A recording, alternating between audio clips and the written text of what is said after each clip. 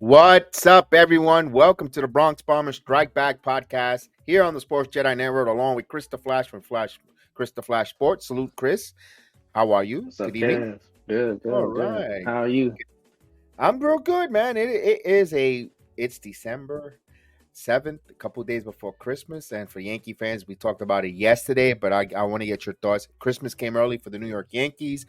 The over the night before we went to sleep, the trade became finalized, even though it was 99.9% almost done. But Soto's now the Yankee. Give me your thoughts. You wasn't able to join us yesterday, but I wanted to hear your thoughts and share your joy with us, Yankee Nation. Yeah, as soon as I got off work, I got the notification saying, "Oh, we got Juan Soto." So I was like, "This is perfect. Now I can jump around and stuff when I get home." I drove as soon as I could to get home. What's up, Strike Zone, NFE? But All yeah, right. I was excited. I think everyone was. We mentioned it yesterday. I had Jason on. Hi Jason. Hi Beast Jason. As we had Heel. And we were talking about it, and we went over it, and we were very excited about Soto, the possibility of bringing that, and not only that, Verdugo. Now the Yankees have their outfield solidified. You have, yes, I'm gonna say his name. Yes, Giancarlo Stanton is an outfielder. He could still play. You also have now Soto, Verdugo, Judge, as well as Grisham. Everyone, very underrated. Grisham is. I know he doesn't hit much, but he's also a hell of a defensive outfielder. Along, don't forget, also we picked up Gonzalez, for off the Guardians as well. So that was very good. Yeah, that's solid. Pickups. I mean, what he said he wanted two left-handed at bats. He traded for three. So I mean, now I think this outfield is way better than last year's with Jake Bowers and McKinney and Frenchie and who I'm trying to think who was the other one, Willie Calhoun. and Willie Calhoun, like NFE calls them the Fantastic Four. And not only that, of course we already know we're gonna. I know we spoke about it. I know everyone heard all the names already that went back and forth. But at the end of the day, the Yankees traded Michael King, Higashioka, great worst Wyset. Of course, you're going to lose some pitching with Vasquez, and Vasquez, who did pitch a lot of innings for the Yankees, and Brito. We knew they were not going to be a number one, number two, not even a three, on the rotation. Maybe Michael King at best was going to be a top three, surprise you with a number two at times. But also there was some innings limits with him. Um, the Yankees got themselves Verdugo, who is a major leaguer outfield. They got themselves back a hell of defensive center fielder in Grisham. Is a utility. He's a backup, yes, a fourth, maybe fifth outfielder. And also they get themselves, of course, a generational player, regardless if it's a rental or not, in Juan Soto. So now you're talking about putting in together. I understand a lot of the Yankee negatives or Yankee anti-Yankee nation, because there is a big fan base that don't like the Yankees. Are going to say, well, you had Otani and Trout together and they didn't win anything, and you have a point. But you have now you have a dynamic with Judge, Stanton, because don't have you have to still count Stanton's power along with Juan Soto in that lineup. Don't forget, and what's it going to affect now? That lineup, it's going to get longer. With DJ LeMahieu, with Rizzo, he returns to form. Verdugo. Not only that, you got Anthony Volpe now. It gives you a nice balance as we bring in Heel. While I bring in Heel, let me say hi to the chat. We got Jerome. We got What up, one side Jerome? noodle salute. Anna What's up? Lee, how What's up are in the you? league? Oh, that's okay, Anna Lee. Thanksgiving was great. I hope you're doing well. Hopefully, your Metsies start doing some moves, and hopefully they start putting together a team for you there, Anna Lee. But it was great to see you there, and as well, of course, Daniel Barrow Sports What's up, Highlights. Daniel? You know, Keel. Good evening, pal. How are you? Yeah. it's a it feels good for me, so I can only imagine how it feels like for the Yankee fans today. Yeah, it's a very day of celebration here. But you know how us Yankee fans are. Yes, we acquired Soto. We just talked about it. Now, what's next for the New York Yankees? You got to stay Hmm. aggressive. You got to stay. And how again? We in this podcast as well. We've called them frugal. We have called him, doesn't want to spend. He's worried about the chicken tender buckets, but it looks like he's looking like he's going to go to that 300, that third tier, the Steve Cohen tier of tax to try to win to appease the fan base. I mentioned it yesterday with Heel and Mr. Jason. We mentioned that the ticket sales are down. There's still 40% of the Yankee season tickets not renewed. So now you bring a Juan Soto now, you're going to bring a new market of the Dominican and as well as the Mexican crowd to Yankee Stadium. I don't know if it's going to translate to season tickets, but people are going to want to go now and attend Yankee games. So that's the ramification of the money situation when it comes, or the business side of signing a big player like a Soto and so forth. Yeah, well, so now what's next? We all pivot for Monday. Why we say Monday? Because Monday, that's when the New York Yankees have a meeting with Yamamoto. He will be, I believe, he's coming to the United States. He will have Hideki Matsui will be part of that brass. Omar Minaya, who, by the way, good job on Omar Minaya in getting in the talks and getting involved with San Diego to bring. That's what Omar Minaya does. There's value for a Minaya and a Saban in the organization, and Cashman even said it in his press conference, so I loved it. Yeah, I agree. I love what he said, and then also the quote that everybody keep quote from him is he wants to make the Yankees the mecca of baseball. So I love that quote. I mean, we can't just stop with Soto. I know us Yankee fans is always what's next, but that's just how we are. And I know some people roll their eyes and say, "Look at these arrogant or greedy fan base." Is that when you're used to a level of excellence since '95? Well, you could even say before that, but then it was, we all know the history of the Yankees. They had that lapse there, in from the late '70s to the mid '90s. That we understand, but we started getting winning, and and that became a DNA. Like Steinbrenner, late George Steinbrenner says that we're not in the World Series; it's a failed season. I know some people roll their eyes and say you can't think like that, but you know what? We are the Yankees, one of the most historic franchise in all of North American sports, and you got to think about that. And they have to, and Yankees are acting like the Yankees again, and that's something for us Yankee fans. It's a breath of fresh air because they're acting like the New York Yankees. No one is out of their reach, although they're not. I still think they're not going to be irresponsible and go grab everyone, but you know that if the iron is there, or they will, if they need to be, they will attack and they will go get the guy that they want, and that's something that we could haven't seen in a few years, Chris and he.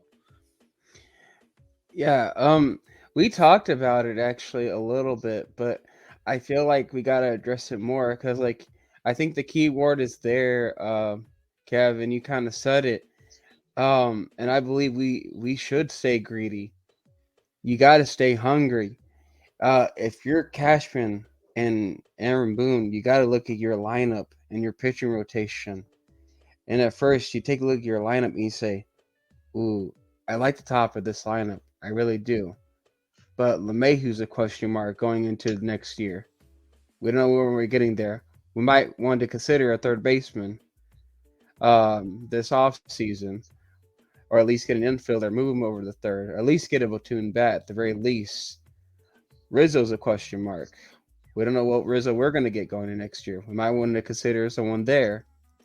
Um, Volpe, we got to hope he delivers and keeps developing, or else we might want to consider trading him in the offseason.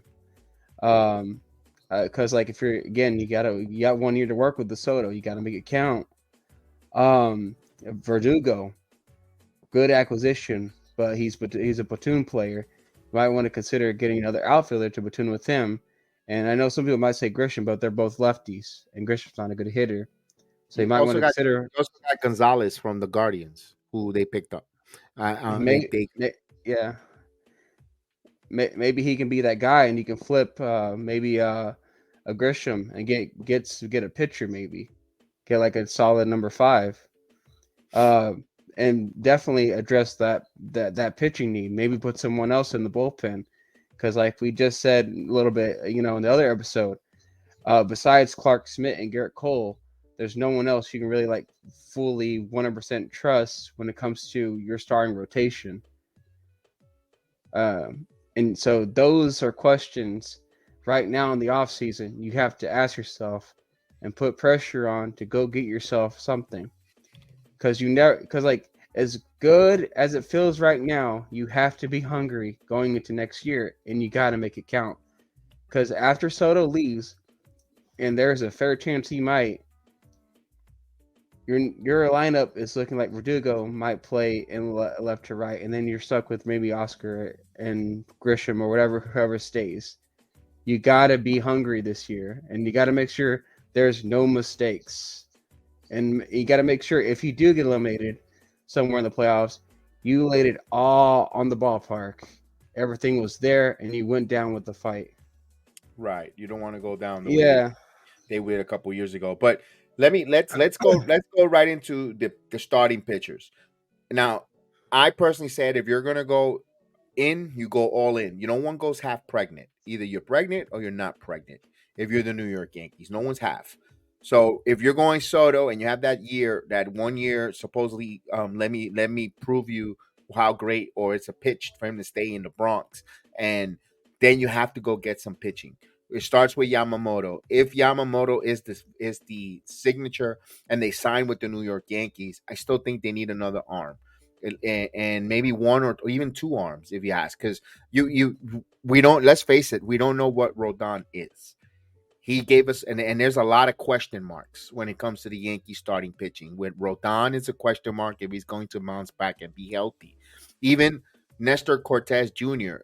Was that a year and a half fluke, or was it last year was just because he pitched so much innings, and wasn't conditioned to have the aftermath of pitching so many innings, and maybe now is he going to come back stronger because he knows how to get his body ready and go through that dead arm period and all the fatigue issues that he went through, or of course, he'll mention pitch clock adjustments. So the Yankees got a lot of question marks because Clark Schmidt, not for nothing, as much as we malign and we roll our eyes with Clark Schmidt, he did start 33 games for the New York Yankees along with Cole. Mm-hmm. They were very reliable. Clark Schmidt was very reliable in that pitching staff, and I felt that his second half was very. Oh no, the Yankees didn't do any much thing, but he did became a better pitcher as the season progressed, and that's what you want to see with a young player, in a Clark Schmidt, get better, and listen, he's not going to be an ace. I don't know. I don't want to put limitations on Clark Schmidt, but there's potential for him to being a middle of the rotation pitcher for the New York Yankees. So then you got, but there's a lot of ifs. And now I'm going through the list of free agents pitching. Don't Besides, of course, the Yamamoto, you could trade for Glass now, but that's going to cost your king's ransom. And you got to save your kind of your minor league system a little, Chris and Heel, because like you said, Heel, if Soto leaves, you still have guys by the name of Spencer Jones, Jason Dominguez, Everson Pereira.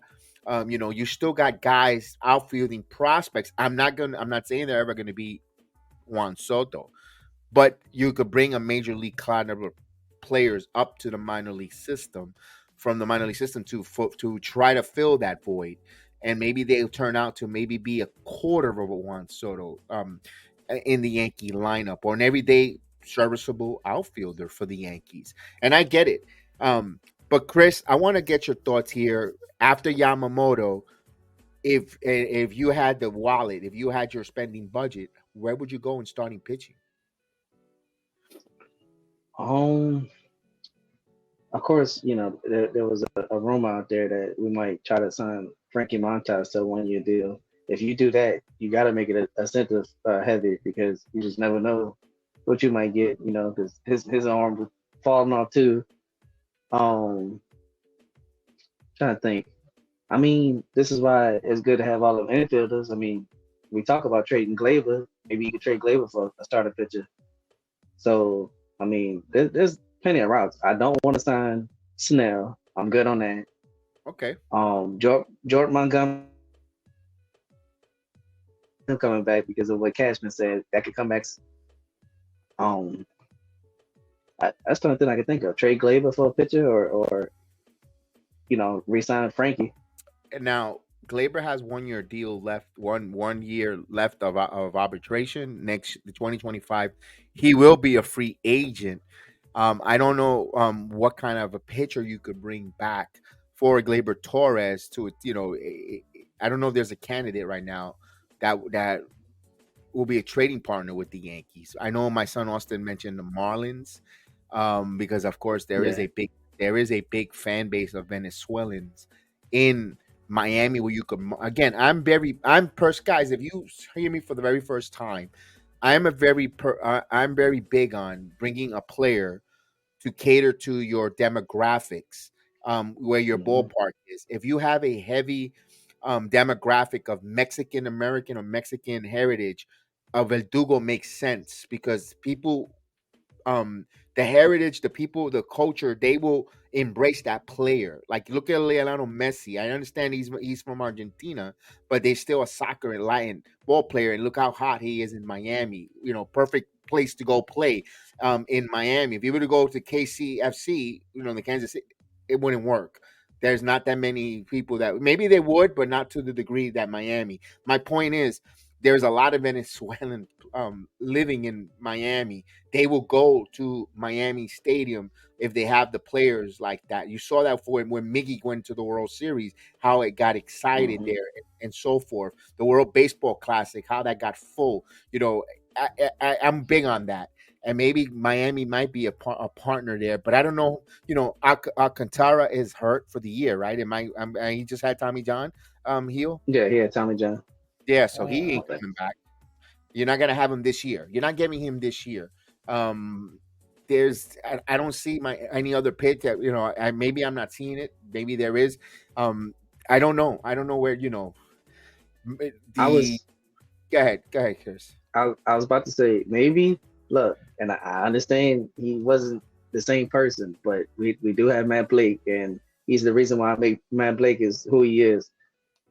If you want to call Cleveland up and see what they want for Shane Bieber, and the good thing is Shane Bieber don't have to be the ace for us, so that Right, might take some pressure off him. I would right. try to see what you I can do. I've been a big fan. Remember, I mentioned Beaver. Yeah, I've been a fan of Beaver, but I think he's lost a lot of zip on that fastball. But like you said, coming back to Matt Blake, maybe he unlocks something from a Beaver. You never know what could happen there. You never know. Also a name there, but I think this is me going on a limb for the MLB trading deadline coming in the summer. Keep an eye out for this name, Zach Wheeler. He's going. This is the final year of his deal. He'll be a free agent if the Philadelphia Phillies are out of it or they have a rough season. Look for them to trade Zach Wheeler. That's I'm going on a hot take right now. As we say hi to Fortran Express, Mikey Mazda. Salute. what's up, Mike? Salute. Brandon Schultz. Salute, sir. What's up, Brandon? Yeah, nice. So Heel, your thoughts here for if you're attacking this other than Yamamoto, pitchers for the Yankees to try to sign. You see the names that are scrolling underneath here. You got the Lucas Giolito, any Mike Clevenger. Wasn't he been injured? Was he injured last year? Most of the year? Mike Clemenger, yeah, or at least he had some personal issues. I know that for sure. Yes, they did improve their team in 24 hours by a Mm. lot. Because now we mentioned earlier about Verdugo, the left fielder, Grisham, and as well as of course Juan Soto, also Gonzalez, weeks, so there is some improvement in that for the Yankees immediately, compared to last year's team. I mean, much major improvement there. Um, Clevenger has some good stuff, but I don't know. Like you said, where is his head right now? I don't know. And for some odd reason, and I think we like to say putting on the pinstripes. It just makes a player different, Correct. and I don't know why. I feel like it would do this for this player. Uh, he has been solid for the Tigers, but he hasn't been like fantastic. But I feel like it would be nice for him to have a change of scenery. And I don't think he would cost Cashman or the Yankees that much prospects, or any big names, I should say. I'm thinking about a guy and like probably someone like Tyreek Skubal. Okay. Yeah. I don't think he's a free agent. You'd have to trade for him. How old is But he? And how many years of controllability? Because Cashman likes getting those controllable fellas, those controllable players. Hmm. But but it all depends on the asking price. Tyreek Skubal right now, um, he's 27. He's 27 years of age. He has a career 3.87 ERA, and he's 23 and 27. Obviously, the wins and losses are going to be really vague Right. because of the We want to Tigers. know Yeah. give me the win, the WAR, the ERA, those kind of good things. All That's right. Here's his baseball reference page. hmm He has a career WAR of 4.9, a career ERA of 3.87. Last year, though, he had a career WAR of 2. He had a 7-3 record and a 2.80 ERA. Mm. Um, and he threw 80.1 innings. Let's see how many games he was in. He threw in 15 games. So along the line, he probably did get injured, but I'm not sure. Um, he gave up 58 hits and 28 runs, 25 of them earned. He only gave up 4 bombs. That's actually pretty good. that's a Granted, good. Yeah, that's not bad. And Comerica Park, but I was still, going to say that that's a huge ballpark, but you still have to go on the road and pitch some games as well. Hmm. That's a nice stat there for him. I don't know if the Tigers are rebuilding, why would give up an arm just like that? I mean, if they well, you just said it. They're rebuilding, so you can give them something like 2 prospects or something like that for just like one solid arm that you can easily slide in there with Clark Smith, and then bingo, you got 3 arms that you're automatically comfortable with. Let me look up his years of control. Uh, we gotta would like to too bad we don't have any insights on the Tigers organization. What are their needs, in their organization? Do they need an outfielder? Like, you could move an Everson Pereira. oh, I was he's thinking controllable until 2026. He's on the free agent until 2026. That's gonna cost a really high touted prospect from to the Yankees to give up for him because of the controllability. Especially the Tigers who are rebuilding themselves. So even when he's about to have, let's say he has his career year in 2025, and maybe they could be ready to go. It's a name though that I heard that they're not going to trade Dylan Cease. They just said that, but who knows? That could change by the trade deadline.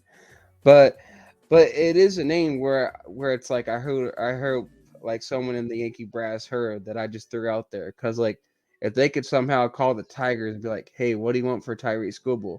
And he's a left-handed pitcher, and the Tigers aren't asking for that much, like they're asking for a reasonable price, then that is a name to consider.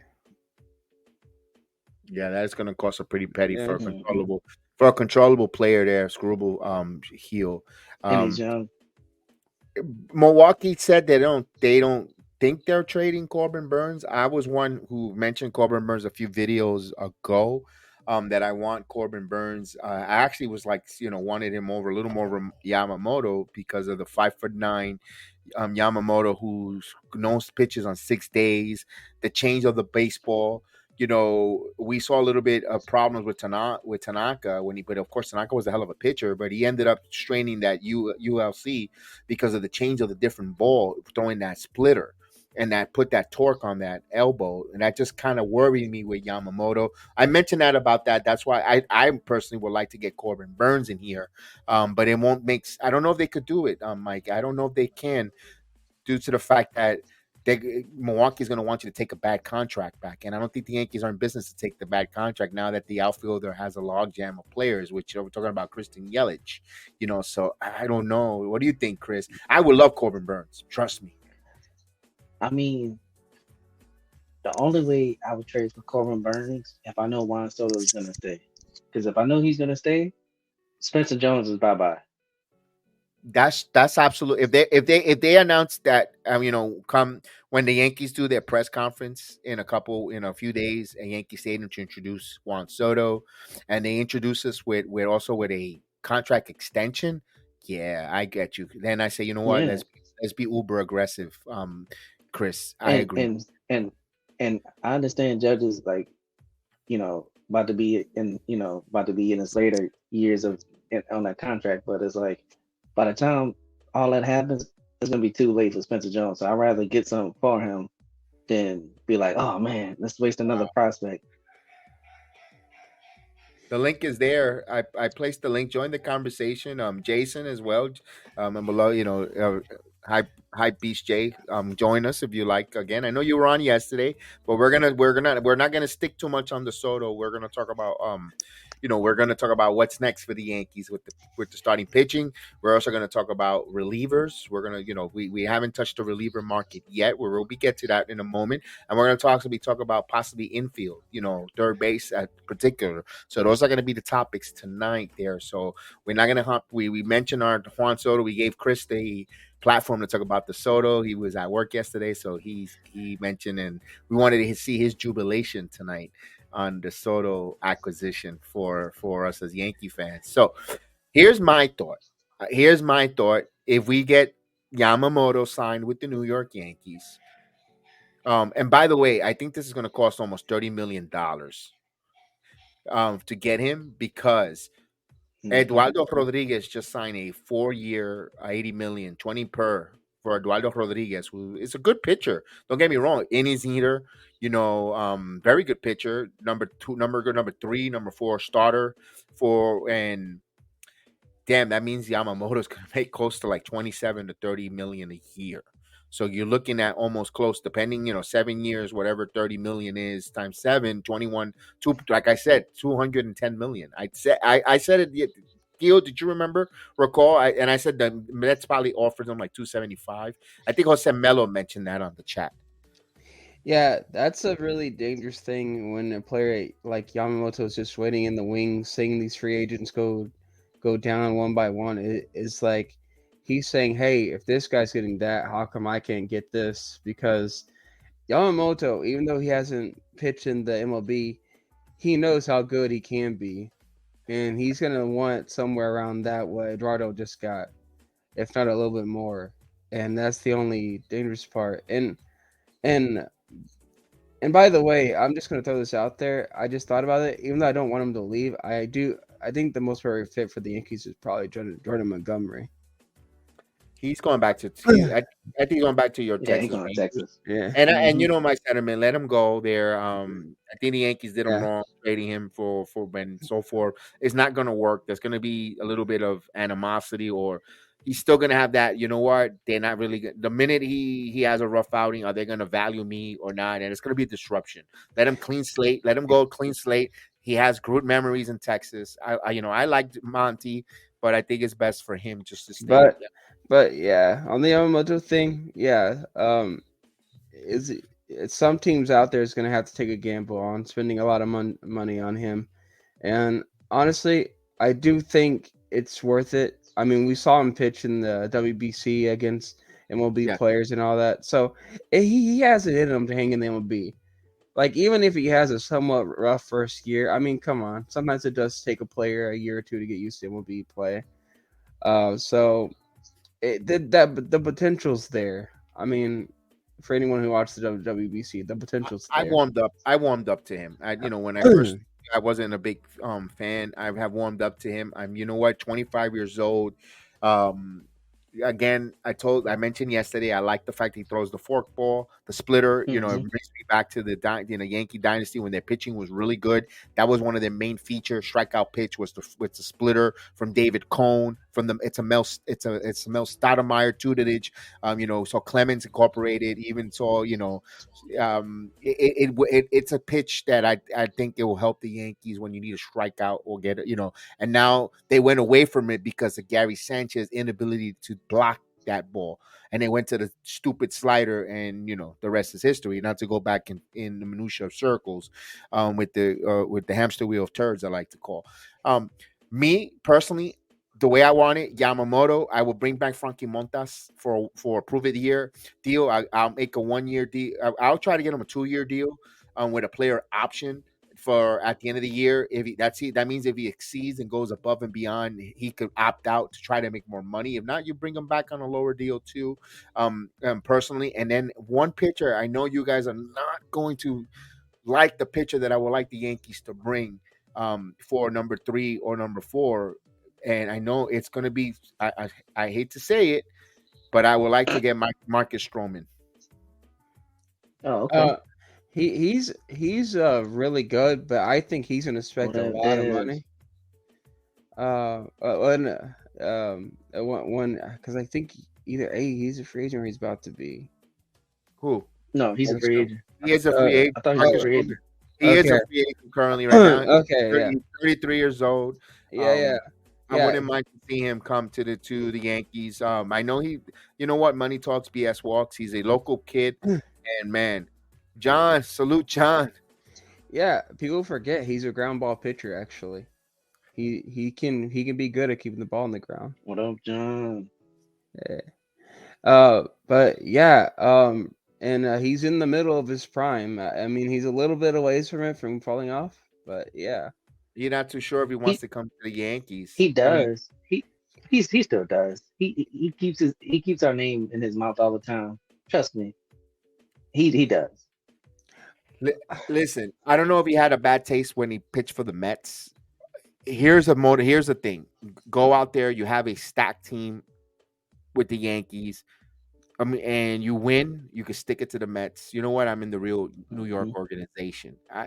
But you know what? It's all about money. I don't know what motivates Marcus Stroman. He's like from a different tailor, a different cloth. Maybe he wants to go somewhere warm, like Mikey said. Atlanta, Houston. I mean, you might be right, Mike. And I wanted to say this too about him. Guess who he respected that played for the Yankees? That was a pitcher, a lefty, big man. CC.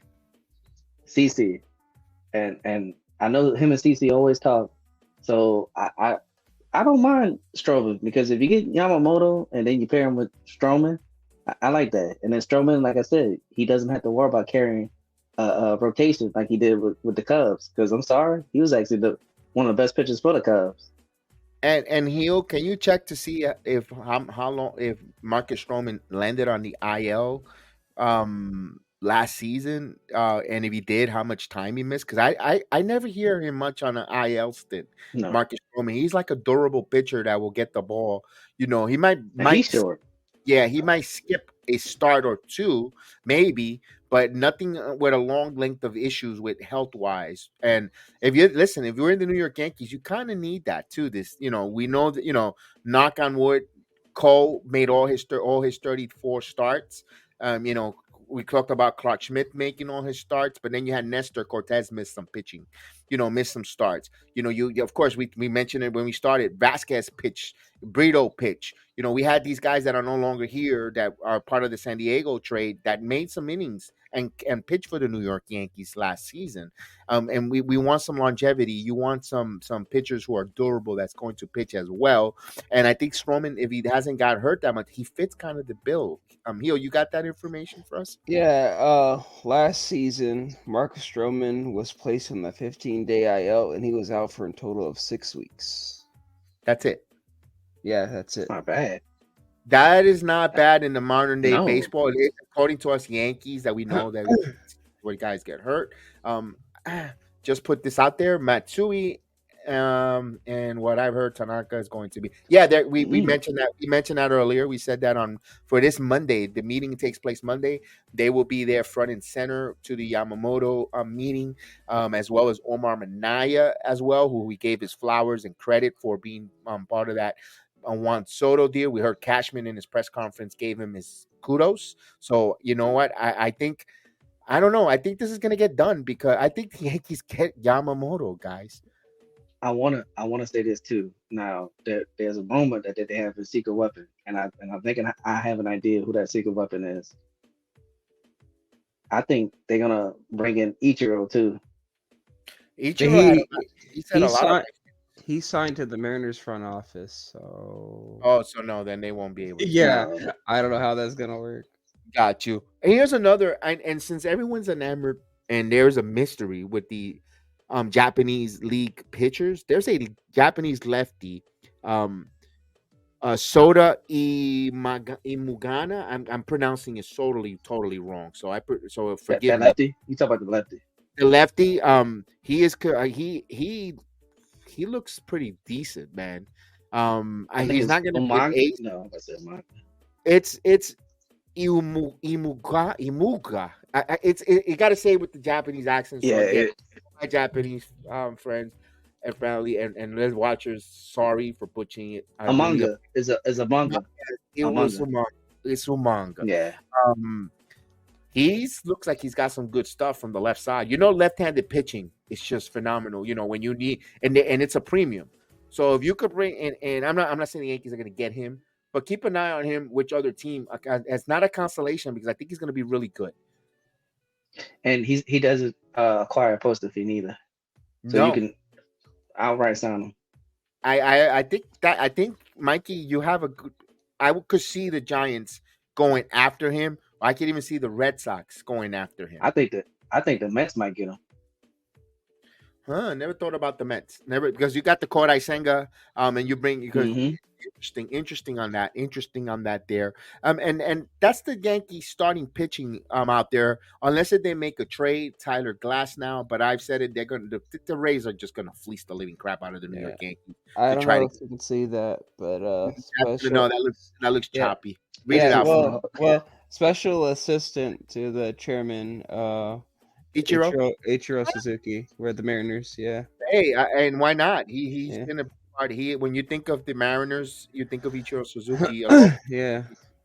You know when you think of that turquoise uniform for the Mariners, I kind of think of Ichiro Suzuki. I get that there. Boston is gonna get a big name in free agency. Charlie, I don't know who's out there left. Unless Shohei Ohtani goes to Boston, you never know. I mean, everything's so secret with that novelty act. You never know. That man a diva. It's not actually that he's not. I mean, actually, JJ Watt posted something. It's like people would have gave him hate either way. It's like because like if he would have been like, yeah, talk about me, people would have been saying the same thing. It's like, yeah, I mean that's true with Shohei. I mean, it's just true because, like, when you're a superstar like that, people are gonna almost hate you for no matter what you do. Jose Urena? Remember, I think the Yankees were gonna trade for him when he was in Colorado. We're like, thank goodness they didn't. That was a name. I think the year that they got Gallo, that terrible year. I think that name was on the Yankee radar. He's a free agent. Please don't go for that. I don't want no Clayton Kershaw. I'm looking at the names there. The one really intrigues me is Stroman. Other than that, I really don't see anything there in the free agency market that interests me. Seth Lugo would interest me if he wants to be a long man out of the bullpen. But let's go to bullpen. Let's go to the relief pitchers. Everyone knows that the Yankees do really need a closer. I don't think Clay Holmes is the answer, a closer. No, Michael King. No, you could have slinged him as a closer, although he wanted to be a starter, but he pitch well out of the bullpen. I know everyone wants Dylan Cease. I don't think he's available. We also saw Bates signed with the Rangers, right? Heel. Kirby Yates, yeah, he's coming to the Rangers with Bruce Bochy. a name that's been circulating really hard for the New York Yankees, Jordan Hicks. Now, we saw that the Yankees were very enamored with Jordan Hicks when he was part of the St. Louis Cardinals. They, when the Bader trade for Montgomery, they thought they wanted Hicks' name was mentioned. The Yankees have had a apple in their eye for Jordan Hicks. I think they want to sign him. I think they'll try to get him as a reliever, guys. But I don't know if he's a closer. I don't know if he's that the end all who's going to be a closer. Shohei going to the yeah, I think so too. I think he's going to the Dodgers. Something I got this really weird feeling that he's going to the Blue Jays just because they like how they're being so quiet with him, and plus he's all about just working out and playing baseball. So Who's that, Yeah, Keel? Shohei, he's all about just working out and playing baseball. yeah, Uh, but what's bad about him going to the Blue Jays, and I, I don't know. I guess they don't care. They can't sign him and then extend Bo Bichette and Vlad. One of them's got to go. But that's what the Blue Jays done many times. They sign a big name, then they go on fire sale 2 years later. History of the Blue Jays, you look at it, and you know what, if they sign Shohei, fine, good for you. What be do? Because in a few years you're gonna go the front office is gonna go through a fire sale like they always did. They did a couple years ago. They did that, and they're gonna do it again. And it's like, you know what? Because they're gonna be like, oh, we can't afford it. Let's face it, Toronto is a good city and all, but it's a hockey town. It's a hockey town. They're not going to. You know what? I'm just gonna sit back and watch the Blue Jays demise. That's all I'm gonna say. That's all I'm just gonna. Really, it's not because of Shohei's No, you fault. true. No, you're It's right. not. It's No, not. It's not. He's going to perform for them. But the point is the financial aspect of the team, and they're just gonna. Oh, they're gonna cry poverty. That's what the Blue Jays. They're posers. The Toronto Blue Jay organization are a bunch of posers that they want to act like they're a big market team, but meanwhile they huff and puff and they don't blow nothing down. I want to say this too. I understand you want to get Shohei. He can't pitch this year. You need pitching. Who They got y'all gonna Alex. get? They got Alex Manure. No, he kept going to what double A, triple A, coming back up. He all over the place. Yeah, but this time the Rogers Center they built in a McDonald's in the stadium, so he'll be good. It's like spinach. Barrios rebounded. I mean, like he actually had a good season last year. I mean, I'm just being honest. Like he did rebound. You can look at his numbers. Oh man. Yeah, I don't see them shining Shohei because of the crying poverty. They always are going to re-sign Vad if they want to. I think they'll sign Valeria Guerrero. I think he is the face of the franchise. When you think of the obnoxiousness that the Toronto Blue Jays system is, you think of Valeria Guerrero Jr., not the father but the son, and he fits what the Blue Jays are, a bunch of yuck organization. And Mike, you forgot to bring this name up, and I wanted to bring him up when we was talking about Corbin Burns, but Yeah, Devin Williams, their closer, I heard rumors that they want to trade him, and he won't be as expensive as like a Class A or a David Bednar and stuff like that. So I mean, you can look Toronto. into that too. No, Milwaukee. Mm. My son thought about what about Josh Hader. My Austin was like, No, uh, You know, it would be a you nice talking about option. I think his pit, sister. I pit, think his better days are behind him. it's not even that. When they asked him to pitch a 4-hour save, you say no. No, I'm good. I would hate to see him go, but I know how good he can be, and he is a closer at heart, and he would be a reasonably priced for the Yankees too. It's actually Ryan Stanek.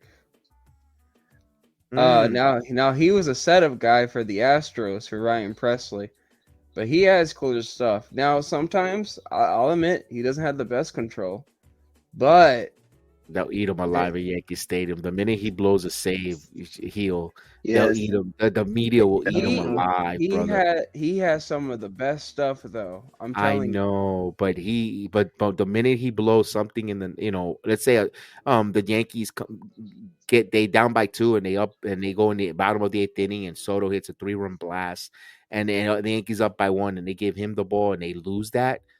it's they will eat him alive in the papers. He is like, I granted he does have that electric stuff. I don't know if he has the mental makeup for New York City though. I would love to see it, but damn, that's a risk. That's a high risk. He, That's a high risk and a reward situation. I think you guys would love him though in New York, and I don't want him to leave. I actually do want him to come back, but like I'm just saying, obviously we're on a Yankee show, so Right, I'm right, I'm right, telling right. you, I'm telling you guys, if you want a And legit closer that will bring that electricity when he comes out, because like he's not afraid also to like be passionate and throw with I the like that. electricity and all like that. That's him, and he knows the game super well. I like Like that attitude in a yeah, closer. like I remember when a guy called the balk on him and he knows he didn't balk, he wasn't afraid to tell the umpire, I didn't balk. What are you talking about? And but still he said, you know what, fine then. And he still got out of the inning. And that was against the Dodgers. He has that electricity to be like, okay, this is our rival, but I'm gonna show you. Like I'm Mm. still gonna how get old it. is he? Ryan 30, Stanek, 30, 32. yeah, he's 32. He has electricity. He can bring that to a clubhouse. He The also only fires you up.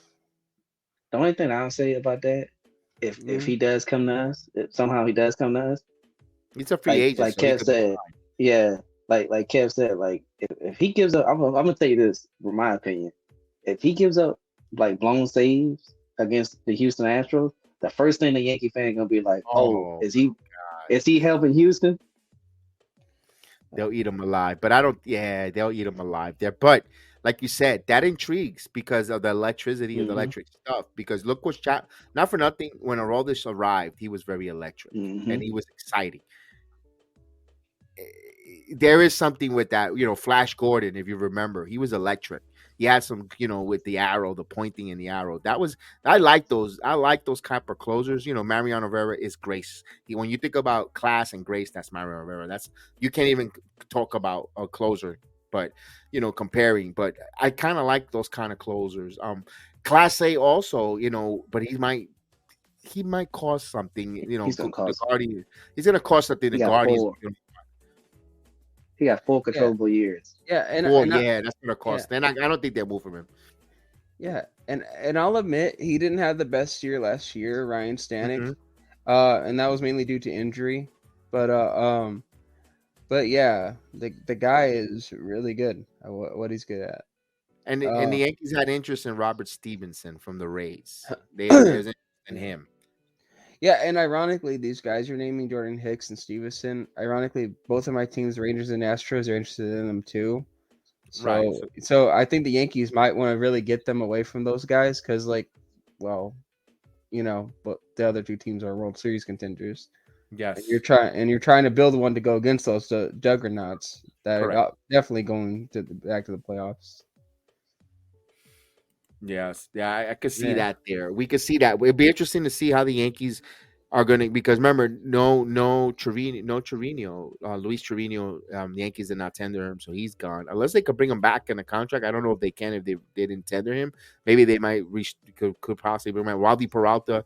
Although the Yankees looks like would like to bring Wandy back to their rotation, but remember, we're also getting Scott Efros back from his injury, so he should be coming in. You have Tommy Kahnle. You also got, of course, Clay Holmes. And you Am got I Hill, is, which one? Luis Hill. Yeah. yeah. He's coming back. I would let go of Trevino personally. I No, mean, he's not. He's not yeah, returning. He's yeah, a free No, agent. yeah. I was He's about a to free and he say agent. had Tommy he's John proven too. Yeah. he's proven nothing. I was like, he's got to go. Yeah, he's a free agent. And also you have Middleton. Remember we signed, we traded for him in the middle of the season.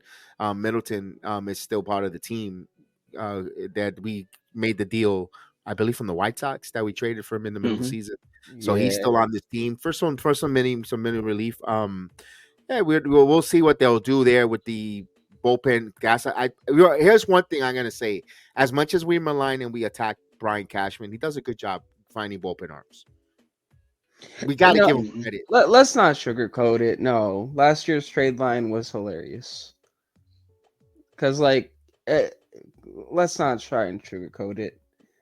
It- it's like, listen, they had a chance to at least make the playoffs last year, and everyone was I begging Cashman to do something, and he did absolutely nothing. Instead, he went out there and made two comedic moves that made no sense. So let's not try and just be like, well, Cashman, he did this and that. It's like, and I get it. Maybe some of this is coming from the fact that he got Juan Soto, and that's great. But no, I'm not. I'm not gonna just. I'm not just gonna be like, okay, no, you got Soto, you're doing good this offseason, so I'm just gonna forgive you for the past. No, it's no, like, no, no. We're no, not forgiving him from the past yeah, because that again, that was A- comedic what he did there. Bader for Montgomery was the most stupidest trade, and I said it, Yeah, and then I said it on the video. I got pissed off when the trade deadline came, and I even made a joke of it. I don't like the kid. I don't like the kid, but the kid could hit home runs. The kid was a bad move for the Yankees to get Harrison Bader. I said it then, and I said it, and I always said it. I was, he produced, yes, at times for the Yankees. That was a bad move, Cashman, bad move, but last year bringing Middleton and making those, he didn't give away, he didn't make knee-jerk reaction moves just to try to get into the postseason and get bounced in the wild card. Because let's say he would have gave up one of these pitching prospects that went for Soto, and then you know what, we didn't have enough prospects to trade for a Juan Soto. So things happen for a good reason. Yeah, Yankee fans, it sucked that we didn't make the postseason, but and we went home in right on October 1st. But guess what? You know what? We probably saved a couple of prospects, not making it a knee jerk reaction, and got us Juan Soto. So maybe you have to take a step back to take, hopefully, minor leaps forward. Just I'm And trying to look at it in a positive way. and uh, and another thing too, what I guess what kept Cashman from trading anything, like we was rumored to try to trade for Bellinger, and then when the Cubs said we're not trading Bellinger, that probably messed up Cash plans. Just think of what would have went for Bellinger. What would have went for Bellinger if Cubs said, "Yeah, I'm trading the kid. I'm gonna give you what would, and I understand it's a rental because he would have been a free agent, but let's say it would have Hmm. cost maybe a Randy Vasquez, and I didn't say that, and I don't know if that was the pivotal move that would have gotten the Soto deal neglected, or maybe Drew Thorpe, maybe for Bellinger. Then which I heard the Padres, Thorpe was one of their main guys they wanted. They wanted Thorpe. That was one of their high prospect, low, AAA ready that they wanted. They wanted from the Yankees. Let's say they would have just made that one move for Bellinger. Then they would have said, you know what, we can't trade for Bellinger. We're not gonna trade for Bellinger because we're not trading for Soto because we got Bellinger already. And then you missed out on the generational player. Listen, I know Bellinger is a good player who could play first base, left field, but he's not Juan Soto, guys. And I know Yeah, Bellinger was close for getting an MVP, but Bellinger had some off years. I'm just gonna say Cashman is trying to redeem himself, but you know what? For the Joey Gallo moves, it stinks. For all the other moves he did, it stinks. I'm not saying he's a good GM, but when it comes to the bullpen, though, let's separate. Let's get back on track to what we were talking about. For him to recognize talent from the bullpen arms, he does a good job there. He does a pretty yeah. I good mean, job you could because name them. nobody Talkman for Wandy Parata. I mean, that was a hell of a move. Mm-hmm. Clay Holmes, Holmes. And I go and Ian granted, Hamilton, yes. Yes. Lucas Licky. I mean, I'm trying to think who else is random. I think He that was it. no, he's got Nestor Cortez. Nestor Cortez Yeah, was a twice. journeyman. Twice, a journeyman. It wasn't ready and maybe had a last opportunity with the Yankees and maybe would have been AAA and then maybe, but look at what he, finding those kind of pitchers, bringing there. Cashman does that. I know they say there's a joke. He's a bargain basement guy who could bring those kind of guys. Boy, the Wolfhounds would have loved Brian Cashman as a general manager to go and find people at the Dollar General. I mean, he does. I got to give the devil his credit. He's terrible. We talked about Cashman Kingdom Come Hmm. from Kingdom Come, from the Donaldson trade to, but let's give him a little bit of his flowers and his credit. When he needs to find certain things like those players, he could find it. He could bring in a Matt Carpenter that helped, and for help the team at that year. Those kind of little things like that, nuance. He's good at that. That late season or right before the season about to start to make that deal. He's good at those things. Listen, Franchi Cordero stunk, but you don't tell me the first month that he was here, he gave a jolt to the Yankees. He did. He made that move. He brought him in here, and we're like, what? But it helped him get a little bit of a jolt. Even Tulowitzki, when he brought him here before had to retire, he gave the Yankees a jolt. They got into a hot start with Troy before he went hurt, and when they won the 101 games, he makes those kind of little maneuver moves. I'm looking for him to do that this year. I'm expecting him to do something with the bullpen that way, where something out of the blue from when it comes to Cashman there, and that takes me to the next topic here is. We talked about pitching. We talked about starting and relievers. Now let's talk about: are you guys comfortable with no real center fielder until Dominguez returns, maybe in July, August? And do you feel comfortable with the captain playing center field in April when it's cold, covering a lot of ground in the gaps of Yankee Stadium?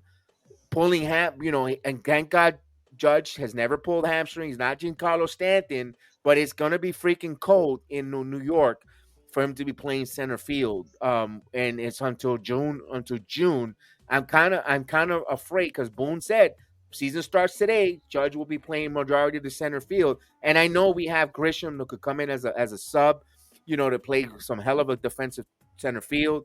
But I'm a little worried there. I would like them to get themselves a center fielder that could play at times. What's your thoughts? I'll go with Chris first on that. Yeah, I don't mind Judge being the center fielder because out of all three of the fielders that we got, Verdugo, Judge, and Soto's probably the worst one out of all three of them. So you would want Soto to go to right and let Verdugo left. And I mean, just remember when Judge was playing center field, what he did. He broke the home run record for the American League. I mean, I feel comfortable. I mean, I feel like, be honest with you, it don't matter what position or out plays, you can't predict injuries. I mean, look what happened. He played right field in Dodger Stadium and he hurt his toe. So it's like the only thing I'll say, don't dive for too many balls. That's all I ask. Other than that, I'm fine. Unless your name is Debbie. Hill. Yeah.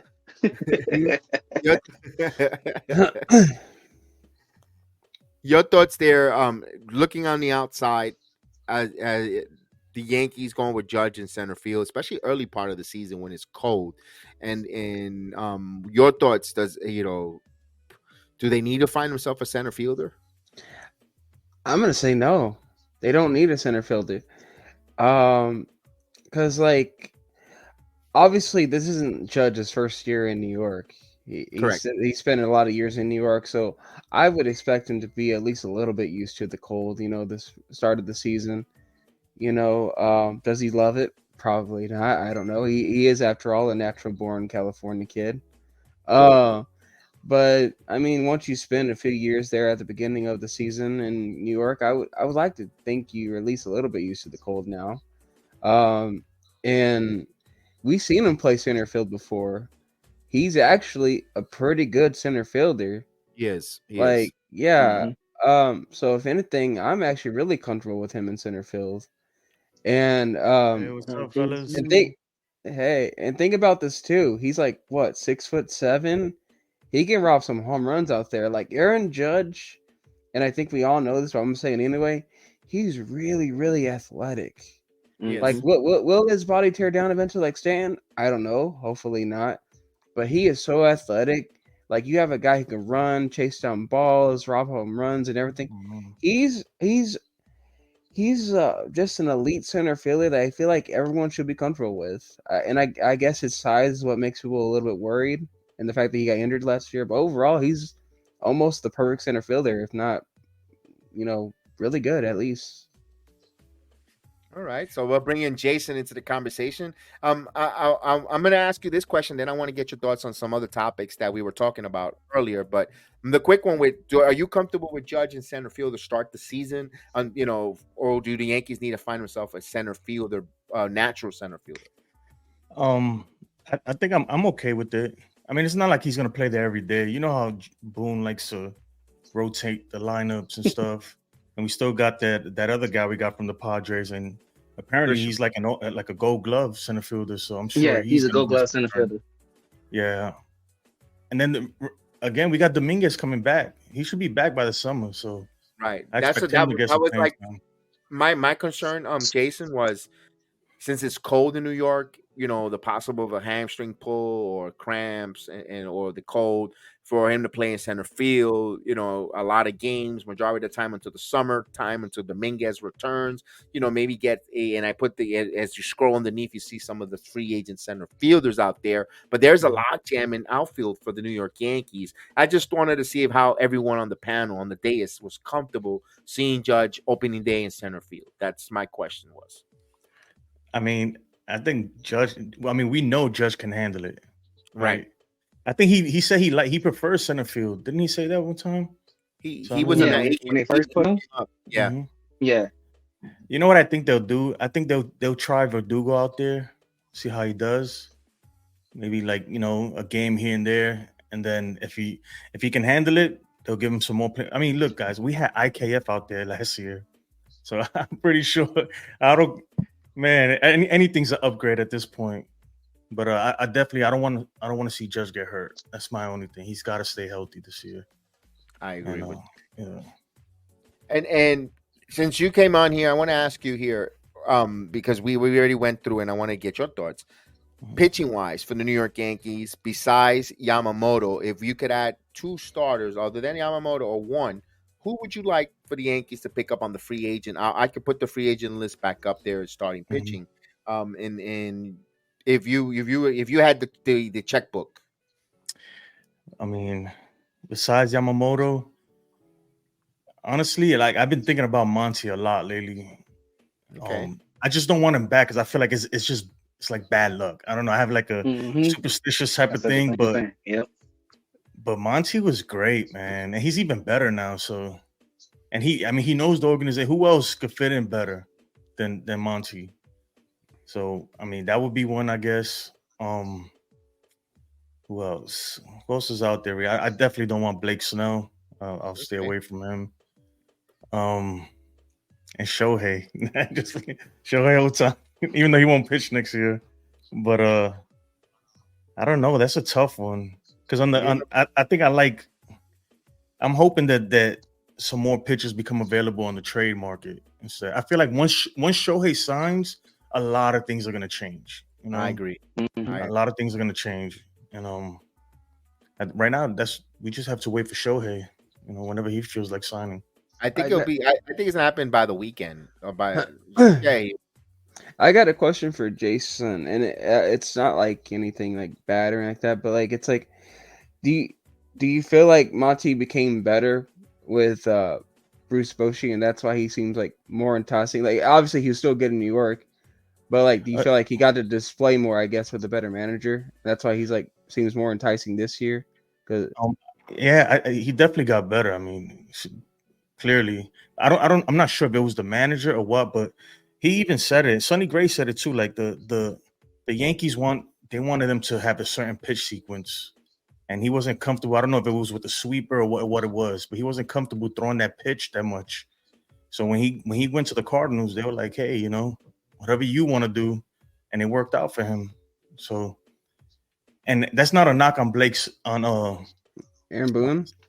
No, Matt Blake. I almost said Matt Blake. Oh, Yeah, it's not a knock on Matt Blake because I think he's a really good pitching coach. But I think sometimes the analytics they get real too involved, man. Like if a pitcher doesn't feel comfortable throwing something, don't force him to throw it. He made it to the big leagues for a reason. So that's He my said take.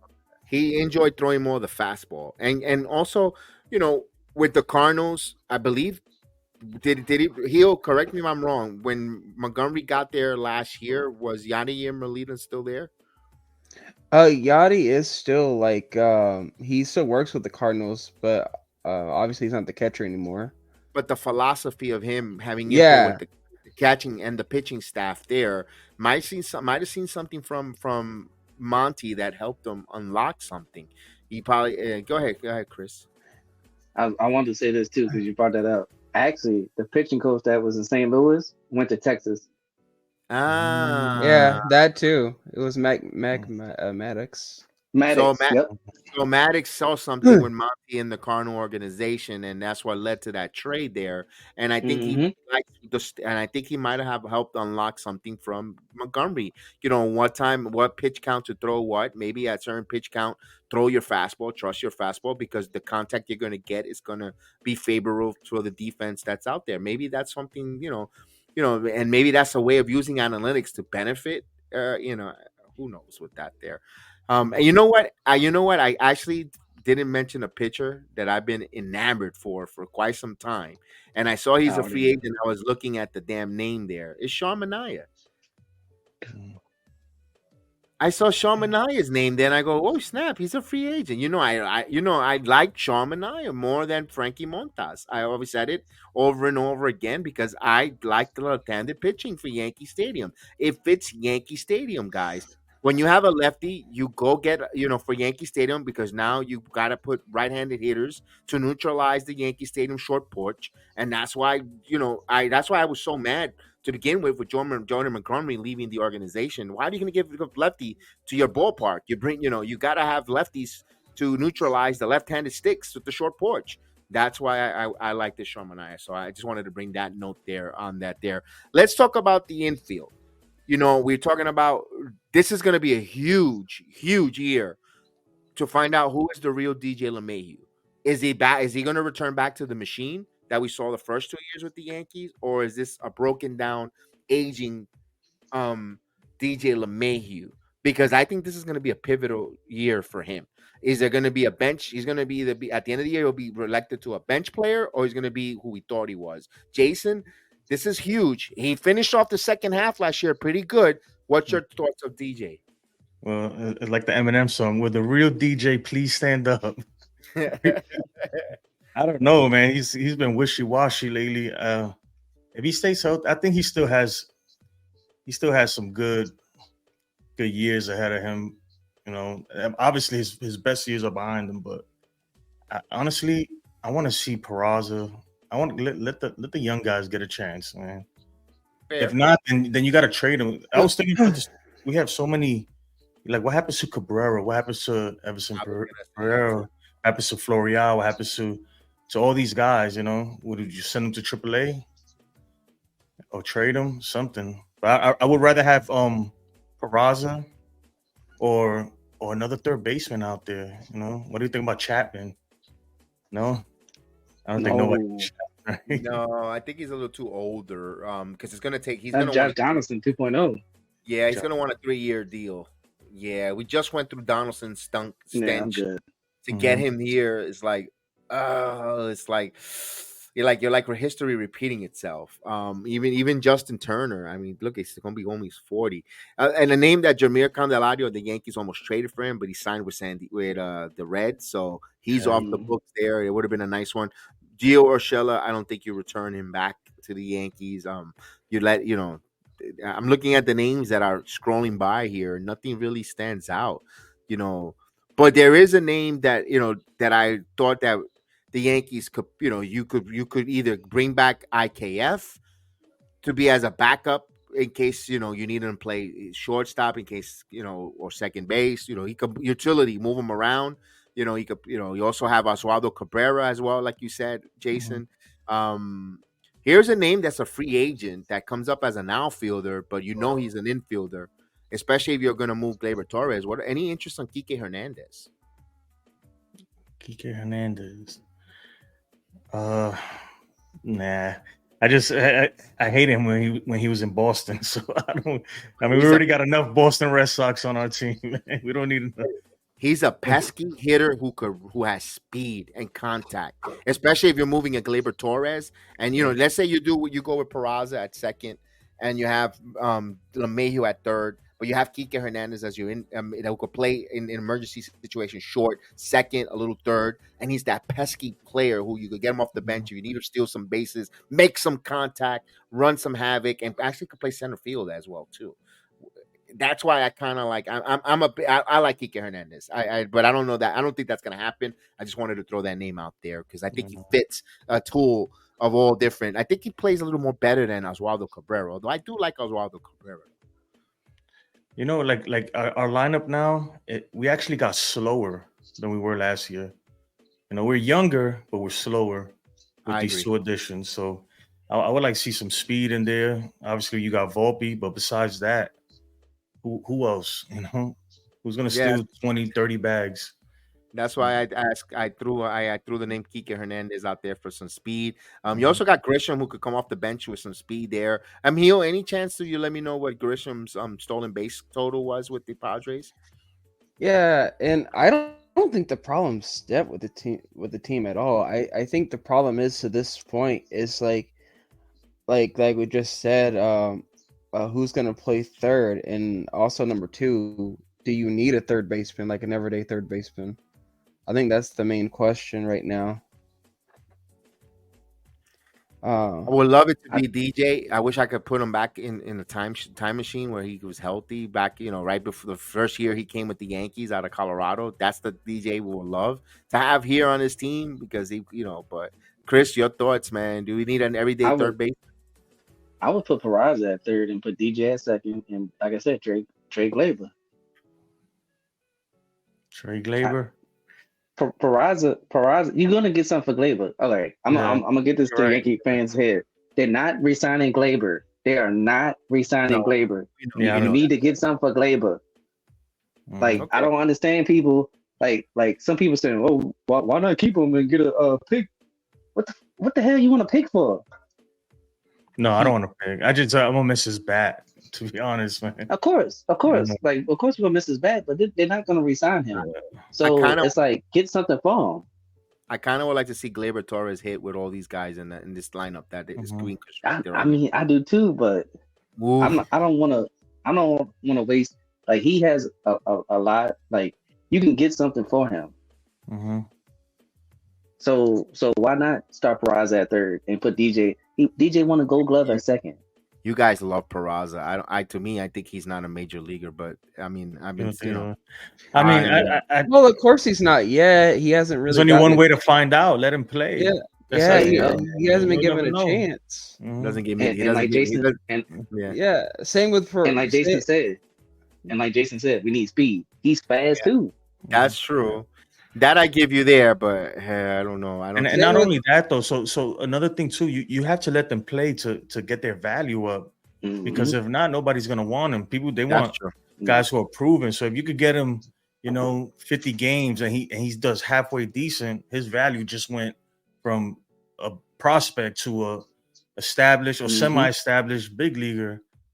And I don't know. I think they should give him a chance. I think he earned it at this point, in my opinion. You could get away with that, guys, because you have power in the outfield. Like if they were having a regular typical outfielder, with no power, with a home run, you need power bats at third. This is the time. If you're gonna do it, this is the time of the Yankee trajectory or timeline to get away with a non-home run hitting third baseman. No power numbers in the corners is now, because you have Soto, you have Judge, you have Stanton, you have even Verdugo. I think is going to have like 27 home runs in Yankee Stadium just because of the short porch.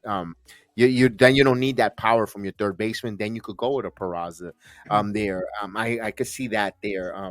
And like you said, Chris, trading Gleyber Torres is you would like to see that for maybe a Class A. I mean, you could see where a 3-team deal where you eventually can have him get to Miami and bring Class A in, and so Miami sends something to the Guardians. it'll be interesting to see there if we get a third baseman there, because you kind of want to keep Peraza, Jason, and Chris and Heel in case Volpe has a sophomore slump or something unforbid. We don't know. I don't want to say injury or whatever, but you want to have that shortstop. I can't go with a makeup IKF or Cabrera play a long stint of shortstop. Yeah, and I have to defend Pereira here too, because like the Yankees need to let him play too. Rather it is to raise his value or to see what he's got too. And as for the Grisham question, he had 15 stolen bases last year and got caught 3 times. That's a good ratio. 15 out of 18. That's a good ratio there. I mean, he barely got on base. That's why. Maybe if he, the dude's he's hit under 200 for the last. He got on base 31% of the time, and his batting average was 19 cents. Let's put it that way. He batted 198. Let me give you this scenario, Jason. It's the bottom of the 9th inning, right? And you got and DJ LeMahieu gets a base hit, or they got a walk, and LeMahieu gets a base hit, 1st and 3rd with 1 out. Tying run is at first. Here comes Grisham to pinch run for DJ LeMahieu now. A base hit in the gap ties the game, and you got Grisham with some speed. Yeah, no, you're right. You're right. I mean, if he got some speed, I don't know. I'm not too familiar with him, but I would think we gotta have somebody else who's faster than that. I think we always gotta. I'd rather have a Cabrera in there or somebody. Man, you always gotta have somebody with wheels that you could just bring him in. Like, hey, I just want you to run. You just a runner. You're like the designated pinch runner. That's all you do. No, I agree with. I see that. Yeah, but you want. I think it's Cabrera. Last year, who was last year that guy, Chris, for us? Who was the guy that was? You knew you were going to get a stolen base no matter what when he came in. There was Volpe, but from the bench, was it Greg Allen? Greg Allen, yeah, that was one. I believe there was another. Allen was one of those. Allen, he's really fast. He was electric. I just hope the Yankees could find a balance, because I hope we don't go back to that just home run or nothing mentality. That's what I'm afraid. Like, I'm happy we got these sluggers, these hitters, these guys that are his. But I thought we were going back to some small ball. Didn't Boone say we got to do the little things, the bunt thing? And I'm not saying I don't. Obviously, you can't bunt all game, but it's important. Those little things are super important in the game, man. Well, especially. Soto, yeah, go ahead, man. Sorry. I'm sorry. No. I'm about to say, because Soto could do everything like Judge. He could contact hit. He could take the walk. So that's why I like Soto. Like, he's not just a home run hitter. Yeah. Like, if you look at his average, especially his career, I think is he batting over 300 or 290? No, last year he batted, I think, 270s in the 270s. But no. Career average, his career in general. Yeah, his career average, he's a 300. Yeah, he does it all. That guy gets on base. Yeah, he doesn't strike out. So, he doesn't strike out. You're right. He does take a walk, though. But we got to be patient, Yankee fans. If he takes a walk in a crucial situation, you can't, here he goes walking. He's trying to pass the baton to his teammates. This is a team sport. He trusts his team. So we have to be a little patient if he does have a high walk percentage. So we can't go crazy about it, because he's not going to be undisciplined to swing at something just to try to make something happen. That's not the type of game. That's not what got him to the major league. So we have to be patient now, saying in December, when we're in the middle of July and he has a walk in a big crucial spot, and the Yankees don't come up, you get mad. Why is Soto? He should be swinging for the fences, or because he trusts his teammates to pass the baton. That's a smart player. Let's see. Yeah. What you got? And then we got Judge. Yeah. I'm looking it up, and I'll defend Kev on this point of view. So, and I looked it up. Can you guys guess who led the Yankees in stolen bases last year? Volpe. It had to be Volpe. Tied with who else? Glaber had a high stolen base total. But he gets caught a lot, Glaber, man. That guy's just chasing numbers, man. All right, I'll go ahead and say it was Harrison Bader. And Trent Grisham, we looked up, and he had 15 stolen bases. These two had 7. Yeah, that's what I'm saying. Yeah. the numbers. But no, I think no. Didn't Volpe had like 20? Well, this is going month by month apparently, and Talking about for the so season. Volpe had a lot. I think he was close to Yeah, 20. he had like He had like 3 20. stolen bags his first game. I think. Yeah, like he was Opening 20 The day. 20. problem was he couldn't get on base anymore, so that's why he couldn't get no more steals. I think he's got to change his hitting approach. I think he has a too long Okay. of a swing. yeah. So this is go by Mhm. month. Yeah, Bader. So they had the highest stolen bases by month. So in August, Bader had 7 stolen bases. In April, Volpe had 7. Bader So had how 6. much total?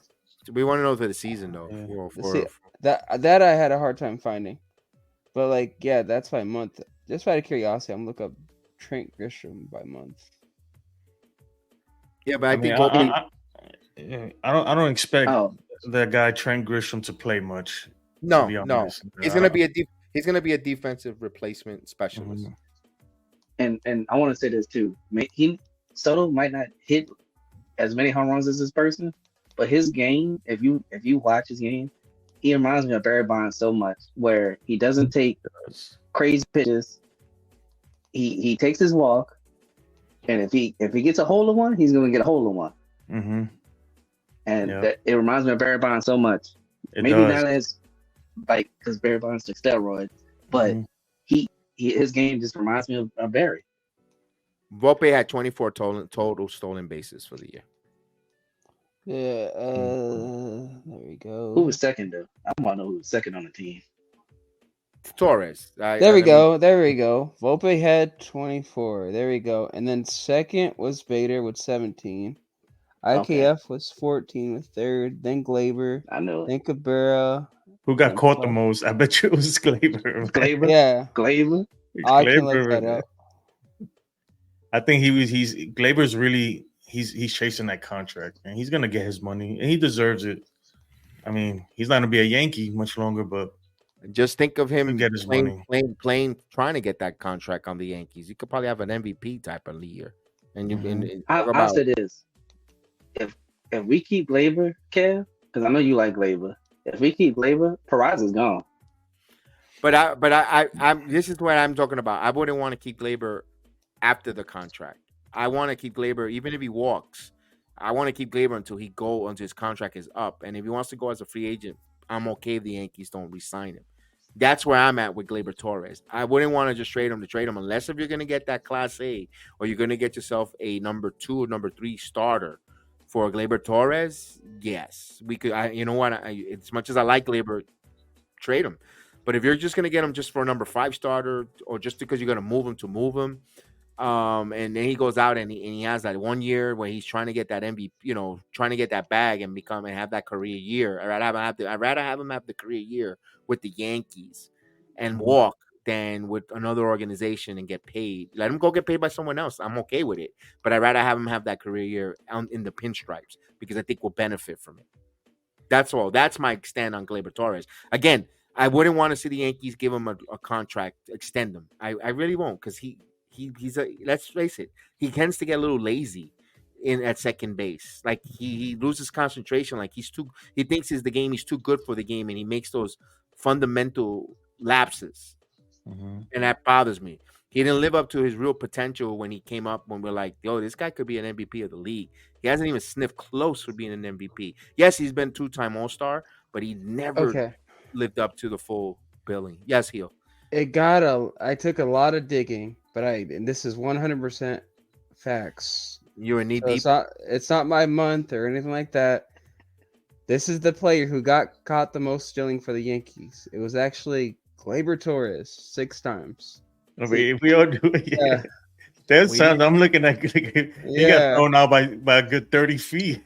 Yeah. Ding, ding, ding, ding, ding. There he is with his smiling face. Circle gets the square. It was obvious. Yeah. It was obvious that he was trying to get his numbers up. Man.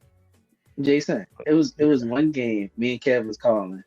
This man overslid the base. I'm like, come on, bruh. I know. Man. Yeah, he has like that dude. He sometimes he becomes like a bobo, like real. Yeah, just like I don't know, man. Like he's like, oh, like you don't know what's going on. Like, dude, Wake He has up. like he gets like those mental laps, like those Yeah. those mental laps. You're like, what are you doing? It's like you're Yeah. you're so uber talented to be doing those type of mistakes, and I think that's what, to me, that's what frustrates me as a Yankee fan watching him play, because we know that he has this freaking worldly talent, and it's like, dude, why are you making these type of mistakes? It's like you shouldn't be making them. It just get it to me. It drives me crazy with Glaber, and I like Gleyber Torres, like Chris said, but man, those some of his brain lapse is like, what are you doing? Just want to shake him and give him and like the air, like the movie Airplane, start just smacking him and just walk him down the dugout so everyone could start slapping him to wake up. Man, Yeah. But last year, man, he was consistent with the bat. He was pretty consistent. I'll give him that. You know, he wasn't the Glaber like 2022 and stuff where he's just swinging at stuff. I'm like, what are you swinging at? You know, Glaber's a good player, man, but if we lose him, am I gonna lose sleep over that? No, not at all. Yeah, that's why I'm okay. That's why I said I'm okay if they don't sign him for a contract extension. I don't. He could go. It's just I would like him to just play that 1 year, because they always tend to have that career year right before they hit the freaking free agency. They go look at Judge, 60 plus home runs, right before free agency, banking on himself. That's what that's why that's my motivation, Chris. Because there's been not just Judge, there's been so many examples with these major league players when they're gonna hit free agent, they have that career year. You're like, holy crap, and then they don't. They get paid, and then sometimes they don't even come sniffing close to their career years. Shohei almost did it last year. If he didn't get hurt, man, he was chasing a Judge's record for a while there, man. I know. He was on pace. He was on pace. I was like, oh shucks, he's gonna break this, isn't he? Honestly, even Judge was on pace. If he would not got hurt, man, he would have had a monster year. I think he would have had 55 home runs, Jason. Yeah. This man broke his toe and still had 35 home runs. Exactly, man. Honestly, for like a couple months there, I thought we were gonna have almost like another Sosa McGuire situation. Between Judge and Shohei, yeah. And these two were clean. Yeah, these were clean. What do you mean, Sosa? He did Sosa. That was all platanos, man. That's how he got that big. Man, he was so dirty. Plantains, man. He was so dirty and tainted that he had to bleach his ass after he retired. He didn't even bleach himself. That was the steroids. Yeah, right. It even changes even his skin tone. That guy, man. Oh my God, man, Jesus! I feel bad for Sammy though. I feel bad for him. I tell you what, though, guys. I know I hate to keep harping on the Soto topic. It's just that's fine. I'm excited. I woke up today feeling good. I got up. I couldn't wait to just because I live in San Antonio, so everybody here is an Astros fan. I couldn't wait to get to work. Oh my God, I showed up early today. I just wanted to rub it in. And they already knew, man. They're like, oh, you guys are still not gonna win. Everybody keeps saying that we're still not gonna make it to the playoffs and all this stuff. And I'm like, okay, we'll see. We will see. Me personally, the only thing holding you guys back is a question mark and that stupid buffoon, the guy that doesn't believe in the starters. Yeah. Yeah, but I think Boone, honestly, that's why I like what's the bench coach? Brad Ausmus. I like that move, and I'll tell you why, because he's a manager, Yeah. So he wants that spot. Boone has his replacement sitting right next to him right now. So that video. They're gonna hold his feet to the fire. Like, all right, now mid-season, man, we could get you out of here. We got your replacement right there. That's his interview. And you remember he was the one that I don't know if it was Joe Girardi or CC when he was like, "Who you telling to shut the fuck up?" And I was like, "What the hell?" He's a fiery fella. And I mentioned that too. I said, and I said the same exact words you said, Jason. That's his replacement. Also, Brad Ausmus played in the major leagues. If you remember, I believe he played for your Astros. Yeah. He was an Astro catcher. And also I think he was a runner-up of Manager of the Year when he managed the Tigers or Yeah, I think it was the Tigers. Yeah, he was a runner-up. And when you talk to Major League Baseball players, and you have and like say Gleyber Torres has a brain fart, when Osman pulls you over to have that conversation about you should have done this and this, you tend to listen more because hey, I've been there, I played the game, I know what you're going through, or something that has nothing to do with baseball. And relax. That's where they thought Sean Casey was going to help the Yankees as a hitting coach, because they wanted to bring someone from who played the game, who could relate to the players of what they went through. No disrespect for Carlos Mendoza.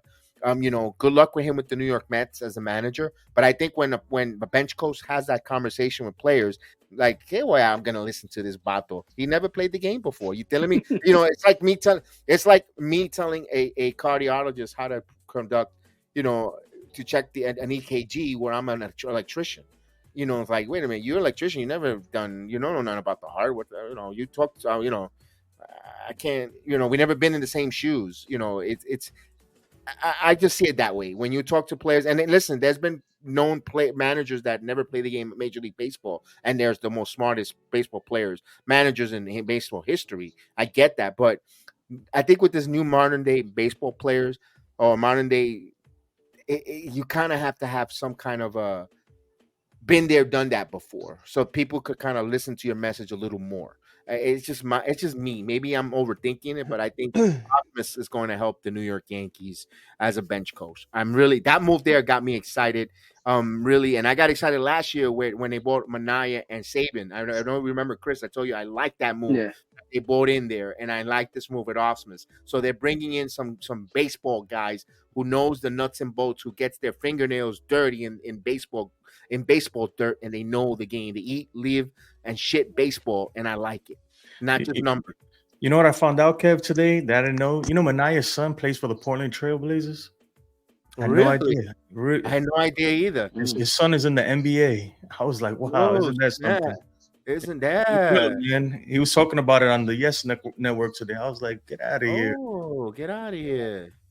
I got to check it out. That's pretty cool.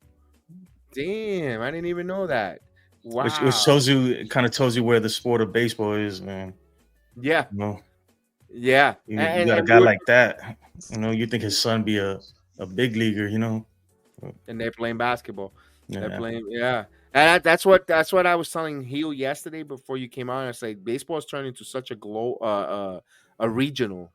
Mm-hmm. I know if you recall when we were talking about that, they were more regional instead of a global. They should be right now. The hot stove should be dominating the headlines in baseball talk and all sports talk, and they're not even really talking about it. They should be finding out. What did Shohei Ohtani had for dinner tonight, and with who, and what restaurant, and what city is he in? And we don't peep. They got nothing. Nothing. But it is still like. And you can call me whatever you want, biggest Shohei fan, whatever. But but it still is like mind blowing though that Shohei doesn't want the attention, and he's not like, he doesn't want anything to be public, and people are still talking and wondering what is he doing, like, because like I said, it doesn't matter where he goes, he's gonna be the star of that team. He's gonna be the superstar because he is the LeBron James of baseball, Messi, whatever you're going to call it. He is that guy. I mean, when he was playing here in the States, 60% of Japan stayed up just to watch the guy play. Yeah. Japan is not that big, man. I'm just playing, man. I'm trying to downplay it. Tokyo's as popular as New York. I don't get it though. Like if you want your life to be so private, then LA is probably not the place to go. Right? No. I would say you're gonna have TMZ chasing you down and stuff. I don't know. I'm just saying, man. That's why I'm actually surprised Chicago is in the mix. I told Kev it probably has to do with the fact that he's Japanese too. He wants to be respectful of the other players and everything, considering he wants to negotiate without trying to like outshadow the other players. No, but you know what he did though? Honestly, if I was his agent, I would be so upset with him, because when he said, "Oh, I don't see myself ever playing in New York," right there, you just cut your value. you want the everyone in the league, every team to think that that you'll go anywhere for the money. You want Cohen, to put an offer. You want the Yankees to put an offer. That's what drives up the price. And even, I bet you the players union doesn't like that either. No. They get upset because it messes up the market, and they want the players to get more money from the owners. So it's a lot of politics that's behind the When scenes, man. With this, no, Not knowing only Shohei, not only knowing Shohei, it's about other players because if New York gets involved, I'll let you go real quick, Keel. If New York gets involved and they drive it for where he's 700 million, guess what? Soto, it benefits Soto next year. It benefits so and so going forward, and you want him to get as much money and drive up that cost instead of getting 550,000. Let's say if the Mets are involved in Cohen, and Cohen wants 650, and the Blue Jays sign him for 700,000, that helps other players down the ride. Go ahead, Gil. Go ahead, Gil. yeah, knowing Shohei, and obviously I don't know him personally, but I obviously know him from like interviews and stuff like that. Obviously, he has mad respect for the Yankees. He's actually a big Matsui fan. Obviously, Yankee fans, they're gonna take it as an insult, like, oh, he doesn't want to play here because he probably hates the Yankees, whatnot. What he meant was he doesn't want to play here because he doesn't like the media being in your face and stuff like that. Because like he's a really private person, and like you guys are probably saying like, well, why did he choose LA then? Well, number one, you have to start your career somewhere. You know what I mean? And number two, I mean, the Angels. Well, let's be honest, they don't really get that much media attention anyway, because it's not like they're the Dodgers. Right. So you know what? We don't want him anyway. It's like, I don't want him anyway. You can stay over there, man. But it's not that, man. I don't even care what he said. I'm just saying that from a business standpoint, why did he do that? I would have made it seem like, you know what? That's why I say that's why I think Judge did it right last year. Judge was never going to San Francisco. Now, in hindsight, like looking back on it, man, he was going to be a Yankee the whole time, but he had to put the pressure. He had everybody on their toes because nobody knew. I think Shohei needs to do that. I know if Boris was his agent, I bet you none of this would be going on right now. I promise you that none of this will happen. And also, Shohei likes to compete. For all you know, he's probably is waiting for like to see what division is more stacked because like the guy loves to play baseball. He loves to compete. He likes to go out there and see who he can like outperform and stuff like that. The guy is a competitor. I mean, he is, man. We'll see. We'll see, man. I'm telling you, because we say all that, but what if he goes signs with a team that's like, come on, dude, you might as well just stay with the Angels. If you really want to win, you come to New York, baby. Bring him here. Right? That's like if he signs with the Cubs and he picks the Cubs. I'm like, we're gonna be like, what? I mean, that all depends what the team tells him too, because right? there's been teams to lie to a player.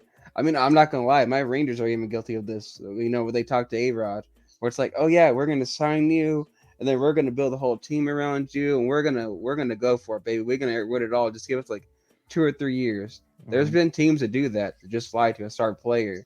It happens a lot more often than not. I mean, look at Mike Trout. He's stuck with the Angels. I mean, they're not really trying, I guess, kind of are.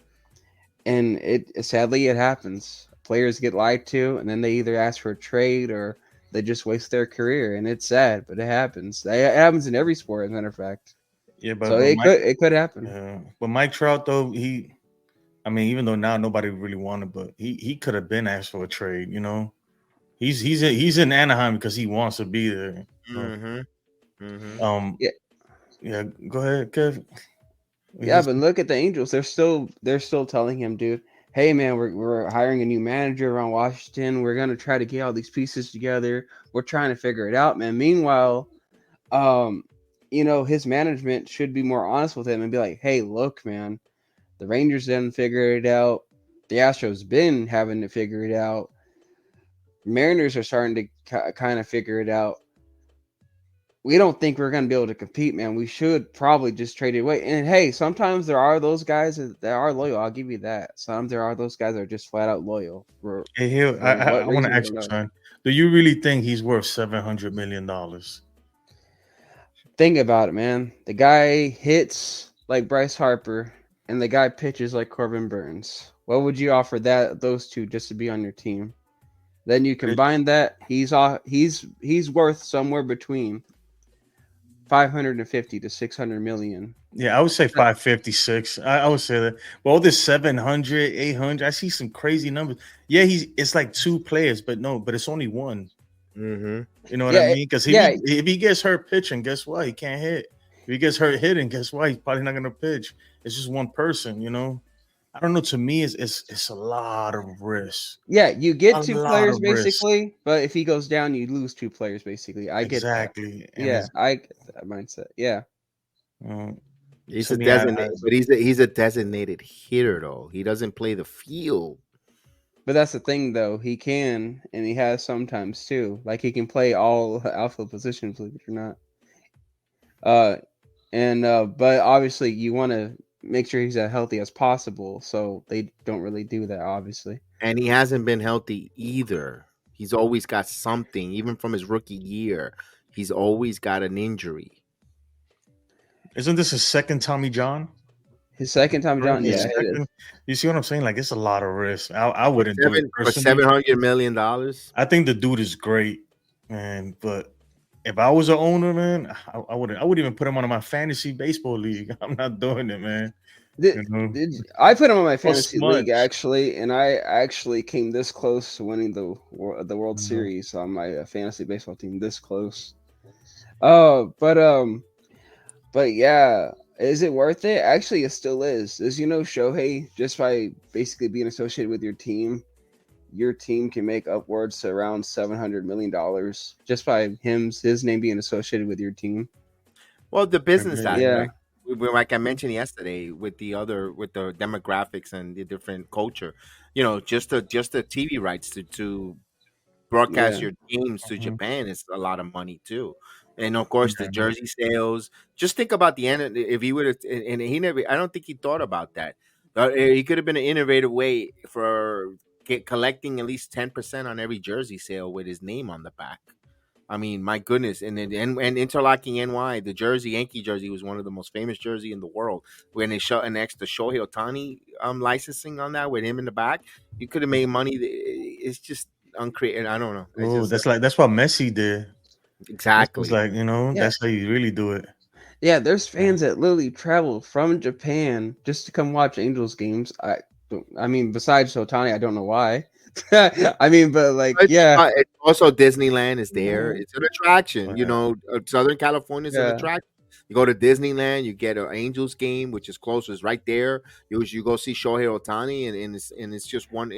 It's the closest city to Japan in the United States. So that's why he understands why he kind of wanted to stay on the West Coast. And not only that, ever since Shohei's been on the Angels, ticket sales have been through the roof. By the way, at least like they've been more than normal, and there's a stat on that. By the way, no, and that's a smart aspect, but you still got to put a winning product on the field. It doesn't exempt you because you have Shohei and Trout. You're going to get the ticket sales. You got to also put a winning product. I mean, their moves are questionable. They kind of feel like a snake bit franchise. Yeah, they win a World Series, but they feel like they're kind of snake bit the Angels. It's because of Artie Moreno and how their whole front office is just delusional. Because they don't understand their situation. And again, and I'll say it again, I'm sorry, they're not going anywhere with the top three dogs in that division overpowering them right now with the Mariners, Astros, Rangers. I'm sorry, it's just not happening. Those three teams have it more figured out than they do, and they have the best player in the world. And they have like arguably the second best. It's not still a top 5 player in the world, and Mike Trout, and they can't figure it out. Why? Because the other teams are just a lot more smarter than them. I've never seen Caputo happy. That's good to hear. Let's give him his welcome. Saludos, Capullo. Ay, Capullo. I didn't think it was possible for him to be a happy Yankee fan. Now, if we don't get Yamamoto, he's gonna be there's a new making it to the playoffs now. To the Phillies. they've been talking about him wanting to go to the Phillies for a long time. I don't think that's gonna happen, Charlie. I don't know. I don't think he wants to come. I think he likes staying at Southern California out there. I don't think he's gonna finish his longevity with the Angels and retire and be their face of their franchise, their best player in franchise history. I think that's what's gonna happen with Mike Trout going forward. It'd be interesting to see with that there. But now we get Yamamoto. Let's go. We're gonna have that next podcast with Yamamoto is here. Yamamoto is here. Yamamoto is here. Donomo arigato, Mr. Yamamoto. That's gonna be the title. I wish I could. I wish I could tell them in Japanese. Don't go to the Mets. They're a snake bitten franchise right now. Like even with Steve Cohen. Like and I hate saying that because I know Chef Dan's also a Mets fan, and like I said, I'll never forget the meme where he told me he went to his boys. He was like, "Guys, I feel like this is our year," and I was like, "But you're still a Mets fan, Chef Dan, and we know how the Mets work. Nothing ever goes their way. It's just how it works." That's like they're like the Jets, Yeah. man. Or Yeah. the Cowboys. Yeah. Well, Cowboys is not too bad. Just I mean, look at Oh, what no. happened. Oh no. I mean, I'll give him this. I hate I'm a Giants fan, man. Okay, good. Yeah, I'll and I give live in him this. Texas. So it's bad. Scherzer and DeGrom did win a ring, but it wasn't with the Mets, sadly. Yeah. You know, I tell you what, though, man. Yeah, it's a rough time to be a Mets fan. But you know what the worst fans are right now? Who are sick right now? The Padres fans, man. I feel bad for them. Man, it's like a funeral over there, bro. Well, no, they still got Fernando Tatis. They got Machado. They still got some numbers, some generational but players they there. The Man, I worst think- franchises right now are probably either the Jets or the Bears. They're like close. They're neck and neck. They're not even done shedding. You know, they're still shedding. So the only reason those guys are not gone is because they can't go anywhere. You Right. know? I think that when they signed Bogarts, man, they literally sealed their fate for the next 10 years, you know. When I saw that, Jason, I said this is gonna end like they're gonna have to get rid of. I knew Soto wasn't going back. Yeah, no way. They gave him that big ass contract, and then they got all those other players. You can't have so many contracts like that. Not the Padres. They're not a big market team where they generate that money like that. That's what's gonna happen if Shohei goes to the Blue Jays. That same exact thing like the Padres. They're gonna do the same exact thing because we've seen them done that before. They've done that before, and that's gonna exactly happen with the Padres, with the Blue Jays. I get afraid that I think about that with the Yankees too, man. What if we overspend on Yamamoto and it doesn't work out? What if they just go crazy and just start signing everybody? And it's like, you know what? It's this year or bust, and it doesn't work out. And now we can't sign Soto. I mean, we can, but they won't because that's why I said last stream, Hal gave himself a parachute. What I mean a parachute is he's going to spring in. He'll sign Yamamoto, signs Soto, and if it doesn't work, we know Boom is gone. We know Cashman by be gone, and then Hal says, "See, I tried spending the money. But you saw it didn't work. Now we're gonna build in from the structure. We're gonna build our organization from the front, and we're gonna bring the young kids, and we're gonna build our minor league system, and we're gonna do it the right way. And then he's not gonna spend money because he did it, and we didn't win. So now we're gonna do it the cheap way. And I think he's gonna win if he did it. See, I'm just like my father. We spend the right money, and when I believe in Brian Cashman to bring us a championship this year and the years to come, and I can hear the conversation. I can hear him talking and saying he's got both balance there to give us. You know, Cole could be opting out. He can opt out after this year. Yeah, if he has another season like last year, why wouldn't he? It don't matter. If you're giving Yamamoto the team 30-something million a year, that's part of his contract. If he opts out, Yankees can give him another year, and he has to stay. Oh yeah. So Cole you ain't see what I'm going saying? nowhere. Like how if you're Garrett Cole and you're gonna, I get it. Yamamoto, I'm sure he's gonna be great and everything, but we don't know, man. It's like a minor leaguer, man. We don't know until he gets here. That worries me. You're gonna give him more than you're gonna give him Garrett Cole money. The American League Cy Young. It's crazy. to me anyway. I want Yamamoto. I mean Yamaguebo, whatever his name is, man. No, you're right. Yamamoto. Yeah, man. I want it, but man, I feel like Cohen is gonna drive the price up. Yeah, Cohen. Actually, yeah. Jason and I think you, Kev, both bring up really important points. For example, if you guys do go all in on Yamamoto, and let's say Cole has another good season, especially knowing Steve Cohen's like really like basically spin without thinking. Why wouldn't Cole want to opt out if he has another good year in test wallers? Because like there might even be more teams willing to spend more money than the Mets. And also think of, just like kind of like you said, Kev, not just Hal, but also I think Cashman's making this move so also protects his rear end because Cashman could also be like, see, it's not my fault. I'm making the right moves. I'm pleasing the fans. You guys wanted Soto? I got Soto. Not only that, you guys wanted to wanted a better product. I got a better product. Then he can also go to Hal and be like, see, Hal, I'm doing exactly what you told me. I should stay. I should still be hired. It's not my fault. It's Boone's fault. He's the one to blame. But in reality, let's be honest, if it doesn't work out, they're still both to blame because Cashman, he's not thinking long term. He's thinking now, which is all fine and dandy.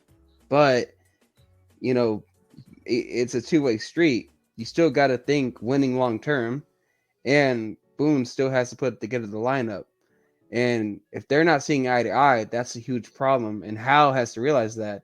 So just like you said, Hal can be like, see, I'm sending you money and I'm willing to do this and that. But Cashman, I think, is really doing this not just to try to win this year, but also to protect his rear end. So that way, if someone gets fired, it's just Boone and not him. I think they both go if they don't go where they need to go. Salute, Caputo. Long time no speak. What's going on? Very happy with the Soto news. We finally got the player that I've been waiting for, and this is a huge, big time move. I think this is a blockbuster. Now you have to get with like two pieces away from a World Series. I think they need a starting pitcher now and a closer. Yeah.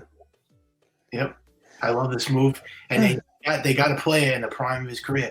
I mean, just think about it. The Yankees never got a player this young. Like, A-Rod was 29 when we traded for him. They never got a player that was 25 years old.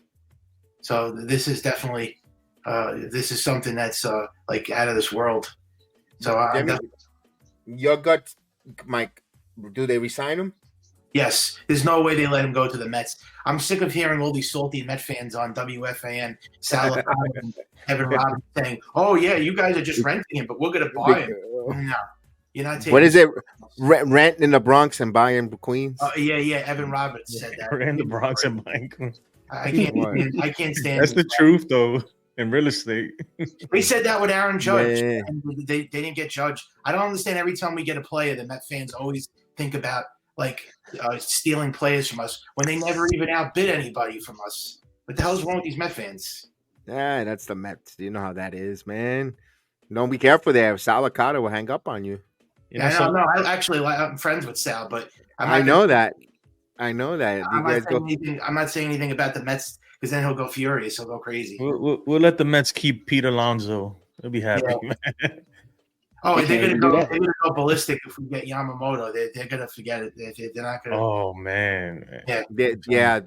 They're gonna have a conundrum. If the Yankees sign when the Yankees announced that the signing of Yamamoto, the Met fans are gonna have a conundrum, and I hate it. I hate it. Especially if we outbid Cohen. If it's like we're the top two teams, bidding, or even if Cohen outbids us, but he decides to come to us anyway. Oh man, it's even worse. That's gonna be that's gonna be infuriating to Cohen because Cohen's supposed to be the big, he's not supposed to get outbid from anybody. But so far, I mean, I'm not really that impressed with this owner. I mean, but he jumped on his private jet and flew out there personally. Oh yeah, he did to pitch his case. I mean, he has a lot of money, but he did get Scherzer and Verlander. But how did that work out? I mean, they had to trade both of them. But he got it though. He did do it though. When last year as Yankee fans, we were criticizing the Yankee organization for not going and get those stud pitchers. Oh no, I'm talking about. But my problem with the Mets, and I know we're talking Yankees, is And they got Lindor too. what was the situation with the Mets the last 2 seasons? They couldn't hit for shit. No. Why are you not spending money on get some hitters? Yeah, they have problems too on the offensive side. It's not just us. They talk about that we have like more holes than them, but they have just as much problems. They have just as much holes as the Yankees. They don't have offense. They don't have a bullpen, and their rotation's bad too. So they got a lot of issues there, and they got they don't got a farm system. They're trying to make a farm system. It's just I mean, even if Soto would have went to the Mets, that would have been a 1-year rental, no matter how much money. I don't think they would have signed him back. If he would have been, they would have tried to sign him back, but I think he would have walked because they're like, I ain't staying here. There ain't nobody here. Who's gonna protect me? Pete Alonso and Lindor. I mean, when Edwin Diaz got hurt, I knew that it was hope for the Mets, man. Yeah, I know. It's a curse, bro. Yeah, they curse. I really think they are. That's some bad. Yeah, that was a snake bit. That was snake bit there when he gets hurt, celebrating on closing out a freaking game. I mean, I'm like, really, dude? That's like Aaron Rodgers going back to pass on fourth and just getting sacked and getting losing his damn Achilles. It's like, really? That's how I equivalate Edwin Diaz with and thank God I'm a Yankee fan because I'm a Jet fan and I'm like I would have been going bananas. And I was just going to tell you, you know what someone wrote the other day? What someone commented? They're like, "Congrats on getting Soto. I can't wait till he tears his Achilles on the third play." I was like, okay, I don't like wishing injuries on players. I don't care how much they do to. Yeah, me either do I. I don't find that pretty cool. Yeah. No, that's what the Padre fans were saying. No, I know. They said the same thing. The Buffalo Bill fans were saying the same thing. You don't wish injuries on players, whether you're a fan or not. I never do that. It's not good sportsmanship. And who the hell would want to wish injury on somebody? That's terrible. Yeah, them guys got families, man. These people, they're regular people just like us, man. Like I remember when Aaron Judge got injured, I was like hoping and sending positive vibes and everything. I was like, I hope he ends up okay at least. Oh yeah, where's Ohtani going? You think Dodgers or Blue Jays? I'm gonna say Dodgers. I'm feeling Blue Jays. I don't know why. I just do. I really wanted Ohtani badly, but after the 2 Tommy John surgeries, I don't know. It's a big risk. Someone's gonna give him $600 million. I don't know how that's gonna pan out. Higher, Bob. Higher? I think he's gonna get 650 to 700, bro. I mean, they kind of make it seem like teams are bidding on this guy. Realistically, how many teams? I think there's probably 2 to 3 teams who's seriously bidding. You're probably right. There's rumored to be like 8 teams still in on him. But let me ask you this though: Did you want Ohtani or Soto? I mean, if you had to choose, like, who would you really want? You know my answer. I'm not even gonna tell you my. Soto. Yeah. That's a hard question because you're talking about the modern day Babe Ruth or the modern day Ted Williams. It's a win-win. You go with Juan Soto. Oh, he's younger. That's the whole thing. I mean, he's 25. Carlos, salute. Tony's 30, but Tony could do both. But like, I get you guys are really excited about the Soto news, but like that's really a hard question. Like I said, it's it's not excitement, heel. You know, I've been saying that for over 2 years now. He's a novelty act, and you know I wanted Soto. You know my stance. I know. Like I said, but I do not like Shohei Ohtani. I know you don't, but I'm starting not to like him either. I love Hideki Matsui. I mean, he was one of my favorite Yankees. It's nothing to do with Japanese players, right? No. Okay. Godzilla. Oh yeah, I love Tanaka, man. But Godzilla's just not the unicorn, though. Unicorn's once in a lifetime. Yeah, but what about Hideki Arabu? You miss him, computer? No, he was unicorn. One Tommy John, the way for his own fall down. I love Ichiro. I mean, he was a Yankee for like 3 months. 4 Ichiro, months. I was disappointed that I thought he was going to be a little more greater. Yeah, I wanted to see them win with Ichiro too, but I was excited to see Ichiro on the Yankees.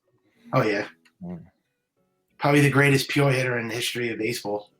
Oh yeah, he's up there with Pete Rose. Yep. Yeah. He was that modern day Wade Boggs when he was around. Boggs was one of those that was just when he was in his prime. Boggs was like that was Ichiro. That same type of sport of game, Ichiro Yeah. and Boggs. The only thing that Boggs was way slower than Ichiro. Yeah. As much as I love Matsui, he wasn't Ichiro. Ichiro was better. No, Ichiro was better than Matsui. Yeah. You know, 2 times better immediately. Yeah, Ichiro was like basically like a 1910s type of player, you know, just hitting and speed and fielding, born in like this generation. Oh Yeah, Yeah. that was like Rod Carew. You know, if you Rod Carew type of player with the contact hitting and the arm of a Roberto Clemente, because Roberto Clemente had an arm and Ichiro had an arm Yeah, in the Ichiro had outfield. an arm. No, Yeah. but Ichiro could hit one out every now and then, man. He had a little pop there too. You know, that just wasn't his game. He was a slap hitter, you know. Exactly. He wasn't called for that. He knew his place in the lineup wasn't going to change. He used to get some hits, get on base, and make some havoc on the base pads. That was Ichiro Suzuki's game, which I liked. And Matsui was more the power hitter. He was the one that's going to drive in the RBIs. They had their functions. And I think that's what the modern day baseball is kind of missing. Like, guys have a function and they have to stick to their function. You know, if you're a power hitter, you're going to be driving the ball. Other guys, we're losing the art of slapping the baseball, getting on base, and creating havoc because the analytics say it's just a waste of time. It's not a waste of time. There's not a value in that, which I disagree. Oh yeah, you got players like Luis Arias who still do that. But it's rare. How many can you count the numbers of Luis Arias type of players there are in this modern day? I mean, he's not fast, but he's still a slap hitter. Like, he's still, you know. And that's probably just him, but that's not what they teach these guys now. They're like, oh, if you bring your launch angle down 4 degrees and all, they made baseball into a freaking calculus, man. I'm like, dude, just hit the ball, man. You might get lucky a lot of times and make it to the Hall of Fame, you know. And they'll look on paper and they're like, well, you just got lucky, or they say, oh, you were unlucky because you hit the ball hard every time. But yeah, but you hit it straight to somebody, so it don't matter, you know. Yeah, you know, sick of they overdoing it with the analytics, man. It make no sense. Remember, baseball is you fail 70% of the time. If you fail, and if you 70% of the time, if you succeed 30%, you're in the Hall of Fame. Exactly. I mean, that's how it is. If you're batting 300, that's 30%. That's your Hall of Fame numbers, and it's crazy. The game of baseball, the way that's structured, and these guys with the launch angle changing something. It works for a degree, but not every player is meant to lift the ball up with that kind of an angle. It's just that just drives me nuts with the modern day baseball. I guess I'm an old school type of guy that like the bunt, that like the hit and run, that like the slap hitter. You know, hit the ball the opposite direction and start running on the bases. Let the merry-go-round go. I get excited. Chris knows when I watch along. I get excited for the damn bunt because remember that game when the bunt and the ball went to right field, they threw the ball away and he came around and my goodness, if I think I should put that on my opening video, me going crazy on a watch along on a damn bunt. I mean, it was just that phenomenal of a play. I get excited with it. Yeah. I like it from all the way down from Little League. Yeah. I love the Little League bunt. I love the suicide bunt. I love all that. I love the hit bunt. It's all about old school ball. This analytics. That reminds me of a watch along when, ironically, cause we're watching a Yankee game, and the other team actually advanced their runner on a bunt, and you were like, "Wow, the other team can bunt. What a novel concept!" Yeah. You know, like when they go to extra innings, how do you start with the run on second? Dude, it's too easy. Bunt the ball, a sacrifice fly, and the game is over, man. And we still can't do it.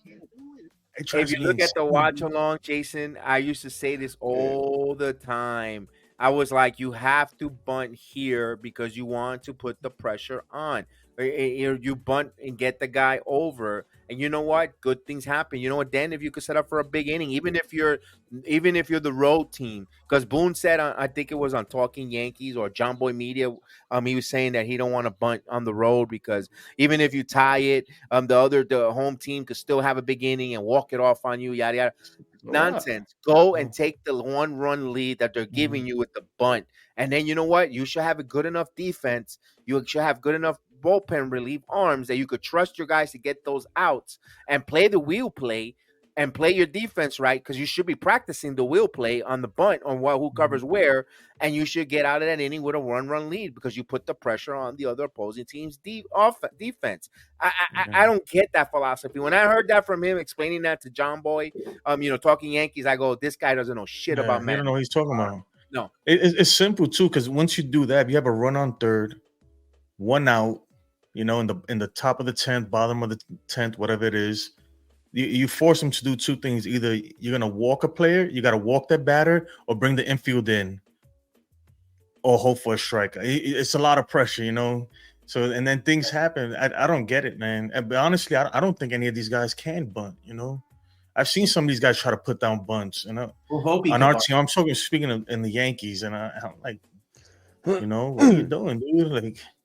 That's why there's spring training. They should be and practice that. Also, batting practice is great. You want to get the home run ball and all that.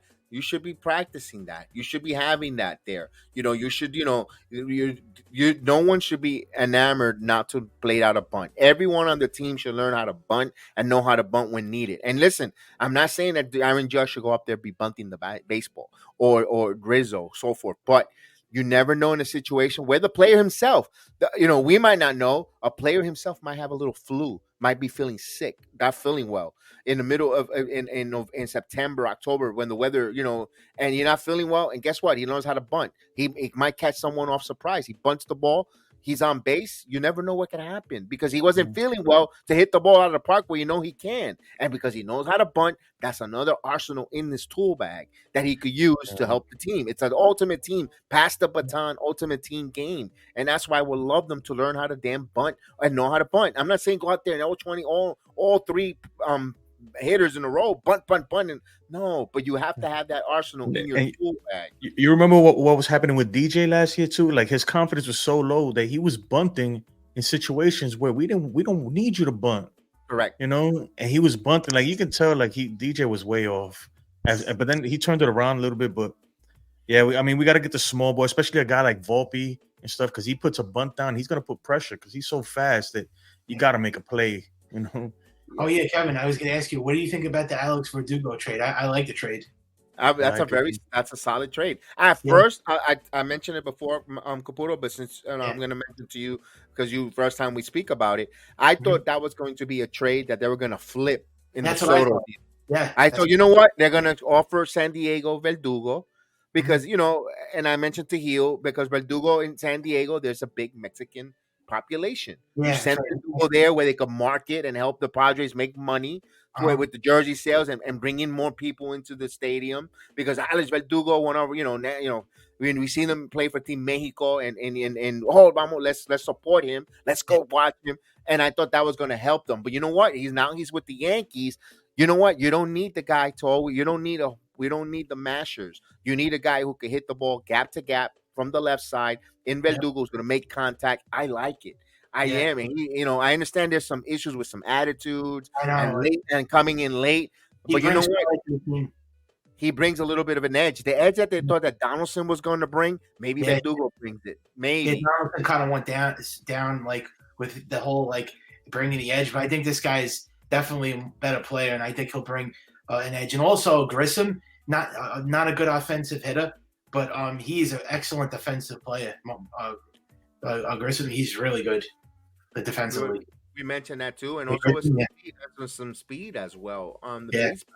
If you need a pinch runner, that could score. But let me ask you this: what happens to Cabrera? In your thoughts?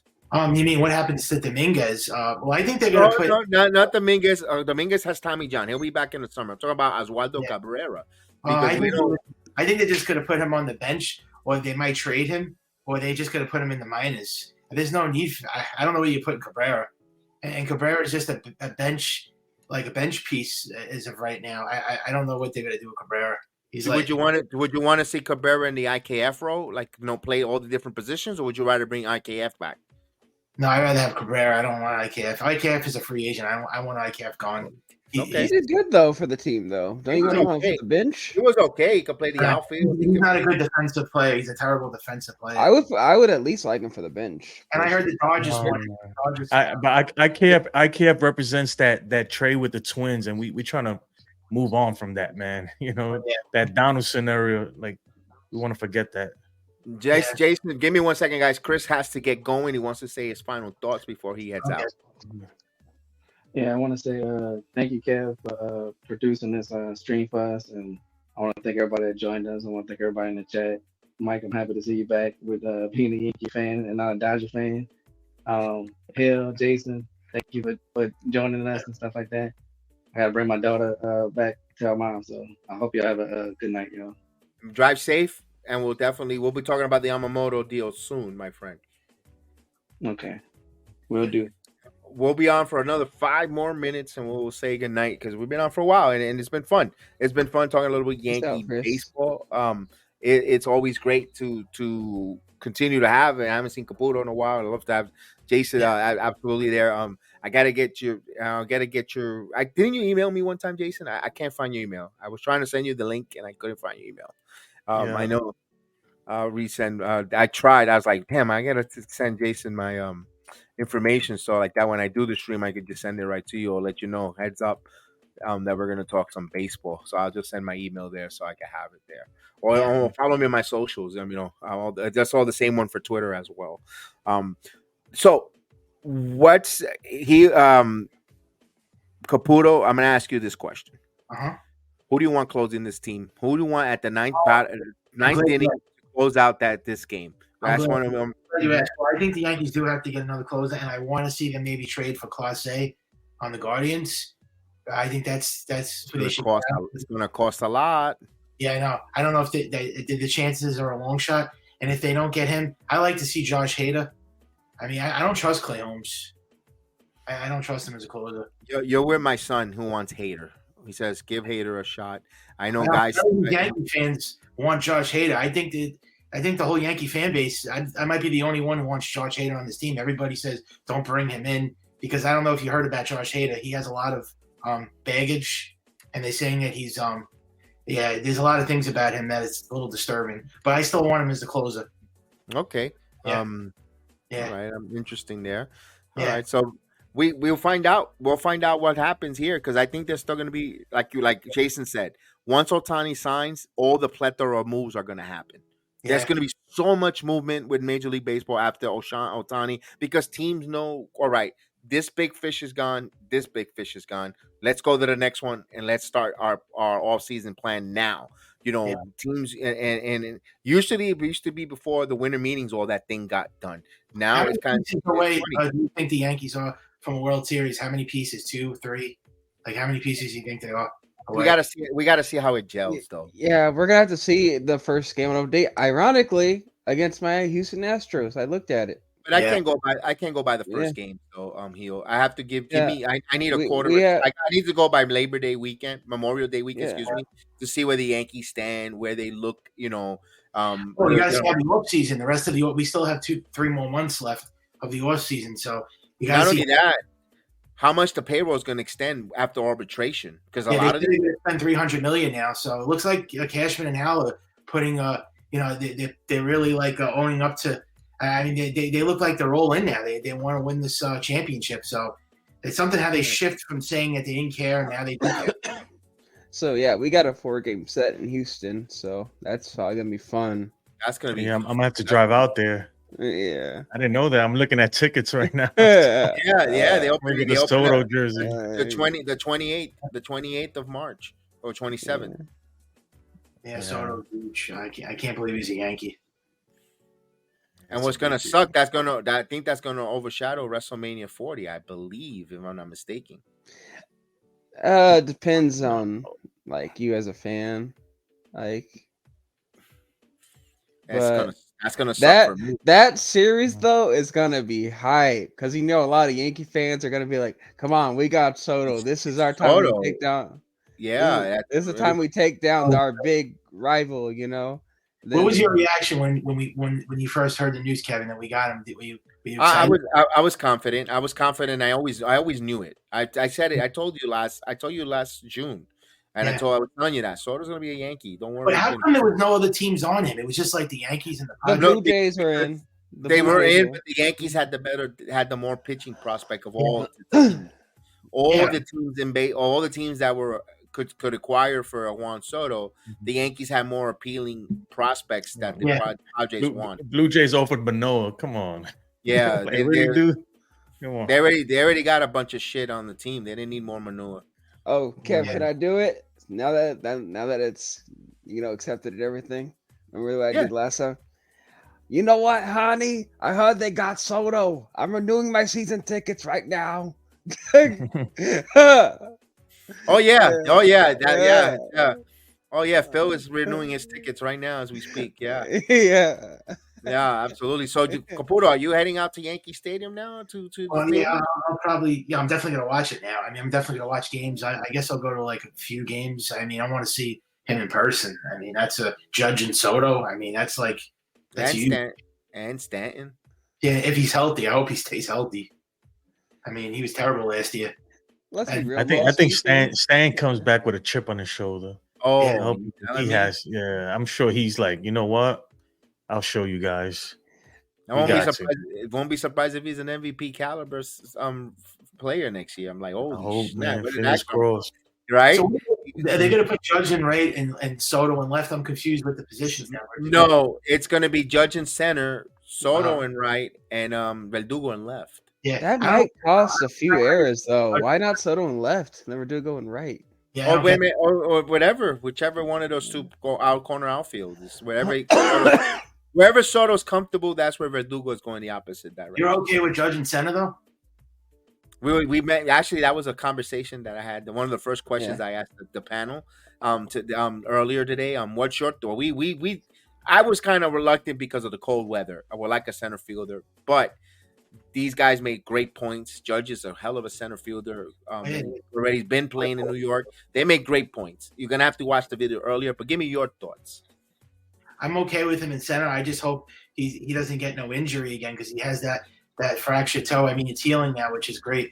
But after that injury, you have to be very cautious with him staying healthy because I still rather him play his natural position in right field. But he's a great center fielder. He can play all over the outfield. I mean, he could be a left. Here's one thing I'm going to give you, and I didn't say it earlier. I should have. In center field, he doesn't have to worry about the walls or any fences. We only got to worry about the gaps, the gap to cover there. But damn, Jason, out there in that warehouse of a field to open up the season in Houston, Judge there in that carpet. I mean, he'd be fine. I think Judge is a dog, man. He just ran into they had a stupid brick thing on the fence, in LA. That's not there. He's not. He makes a great play, and we move on. And he hits 50 bombs. Last year. That injury, he broke the fence. He broke the fence too. He made the fence bend the other way.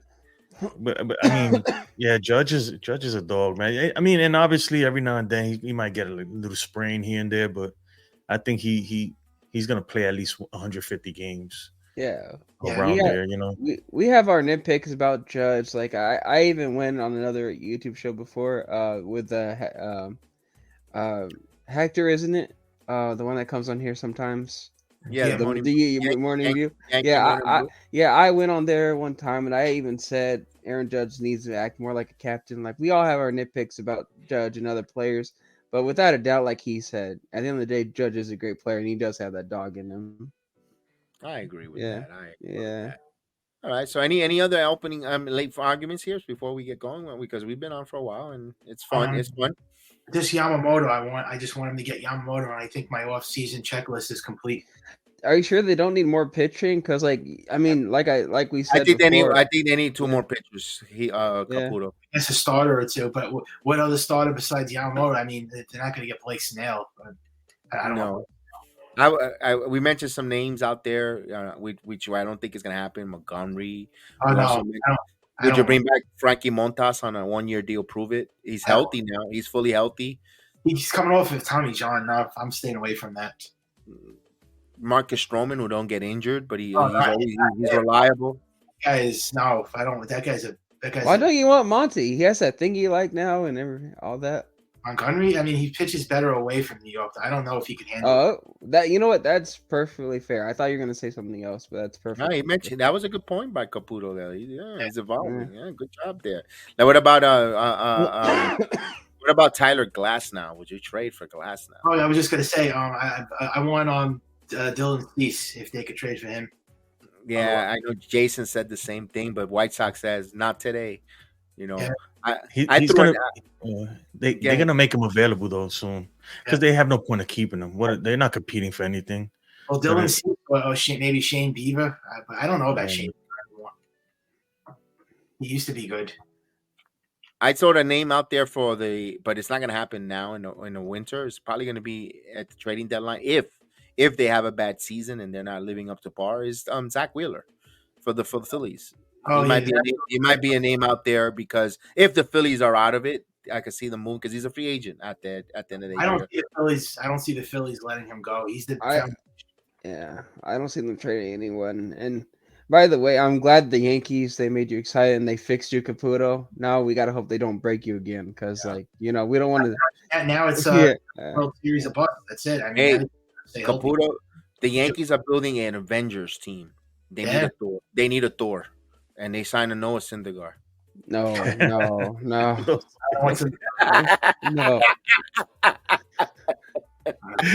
Unless you build a time machine and go to 2015, then sure. I wasn't expecting that. I wanted to see his reaction because he turned pink. I was into it too. I was like, yeah, in my mind I was like Avengers. I pictured Juan Soto as Iron Man and yeah. The Hulk there.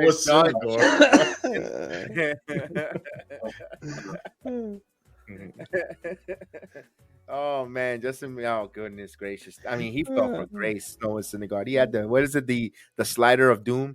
Now he's like, back in his Mets days, he used to have that hard sinker that went 99, the fastball around that time too with the slider. He's change up. Jacob DeGrom, man. Yeah, he used to be filthy. To the point where he was even on that show, Impractical Jokers. Like he was literally a superstar back in the day. And now his career is an impractical joke. Yeah. Horrible. Oh man. So, gentlemen, I think this is the end of the program. I think we had a great conversation. I enjoy these conversations. Definitely, when Yamamoto signs, I would love everyone to join us back on. Give your thoughts and celebrate. Maybe we might pop a bottle of champagne while we're on the air. I've done it before on live stream. We'll pop on and say we got the Yankee Yamamoto, the off-season winds of war. Let's just hope, man. Real quick, your percentage of signing Yamamoto heel? What's the percentage Yankee get Yamamoto?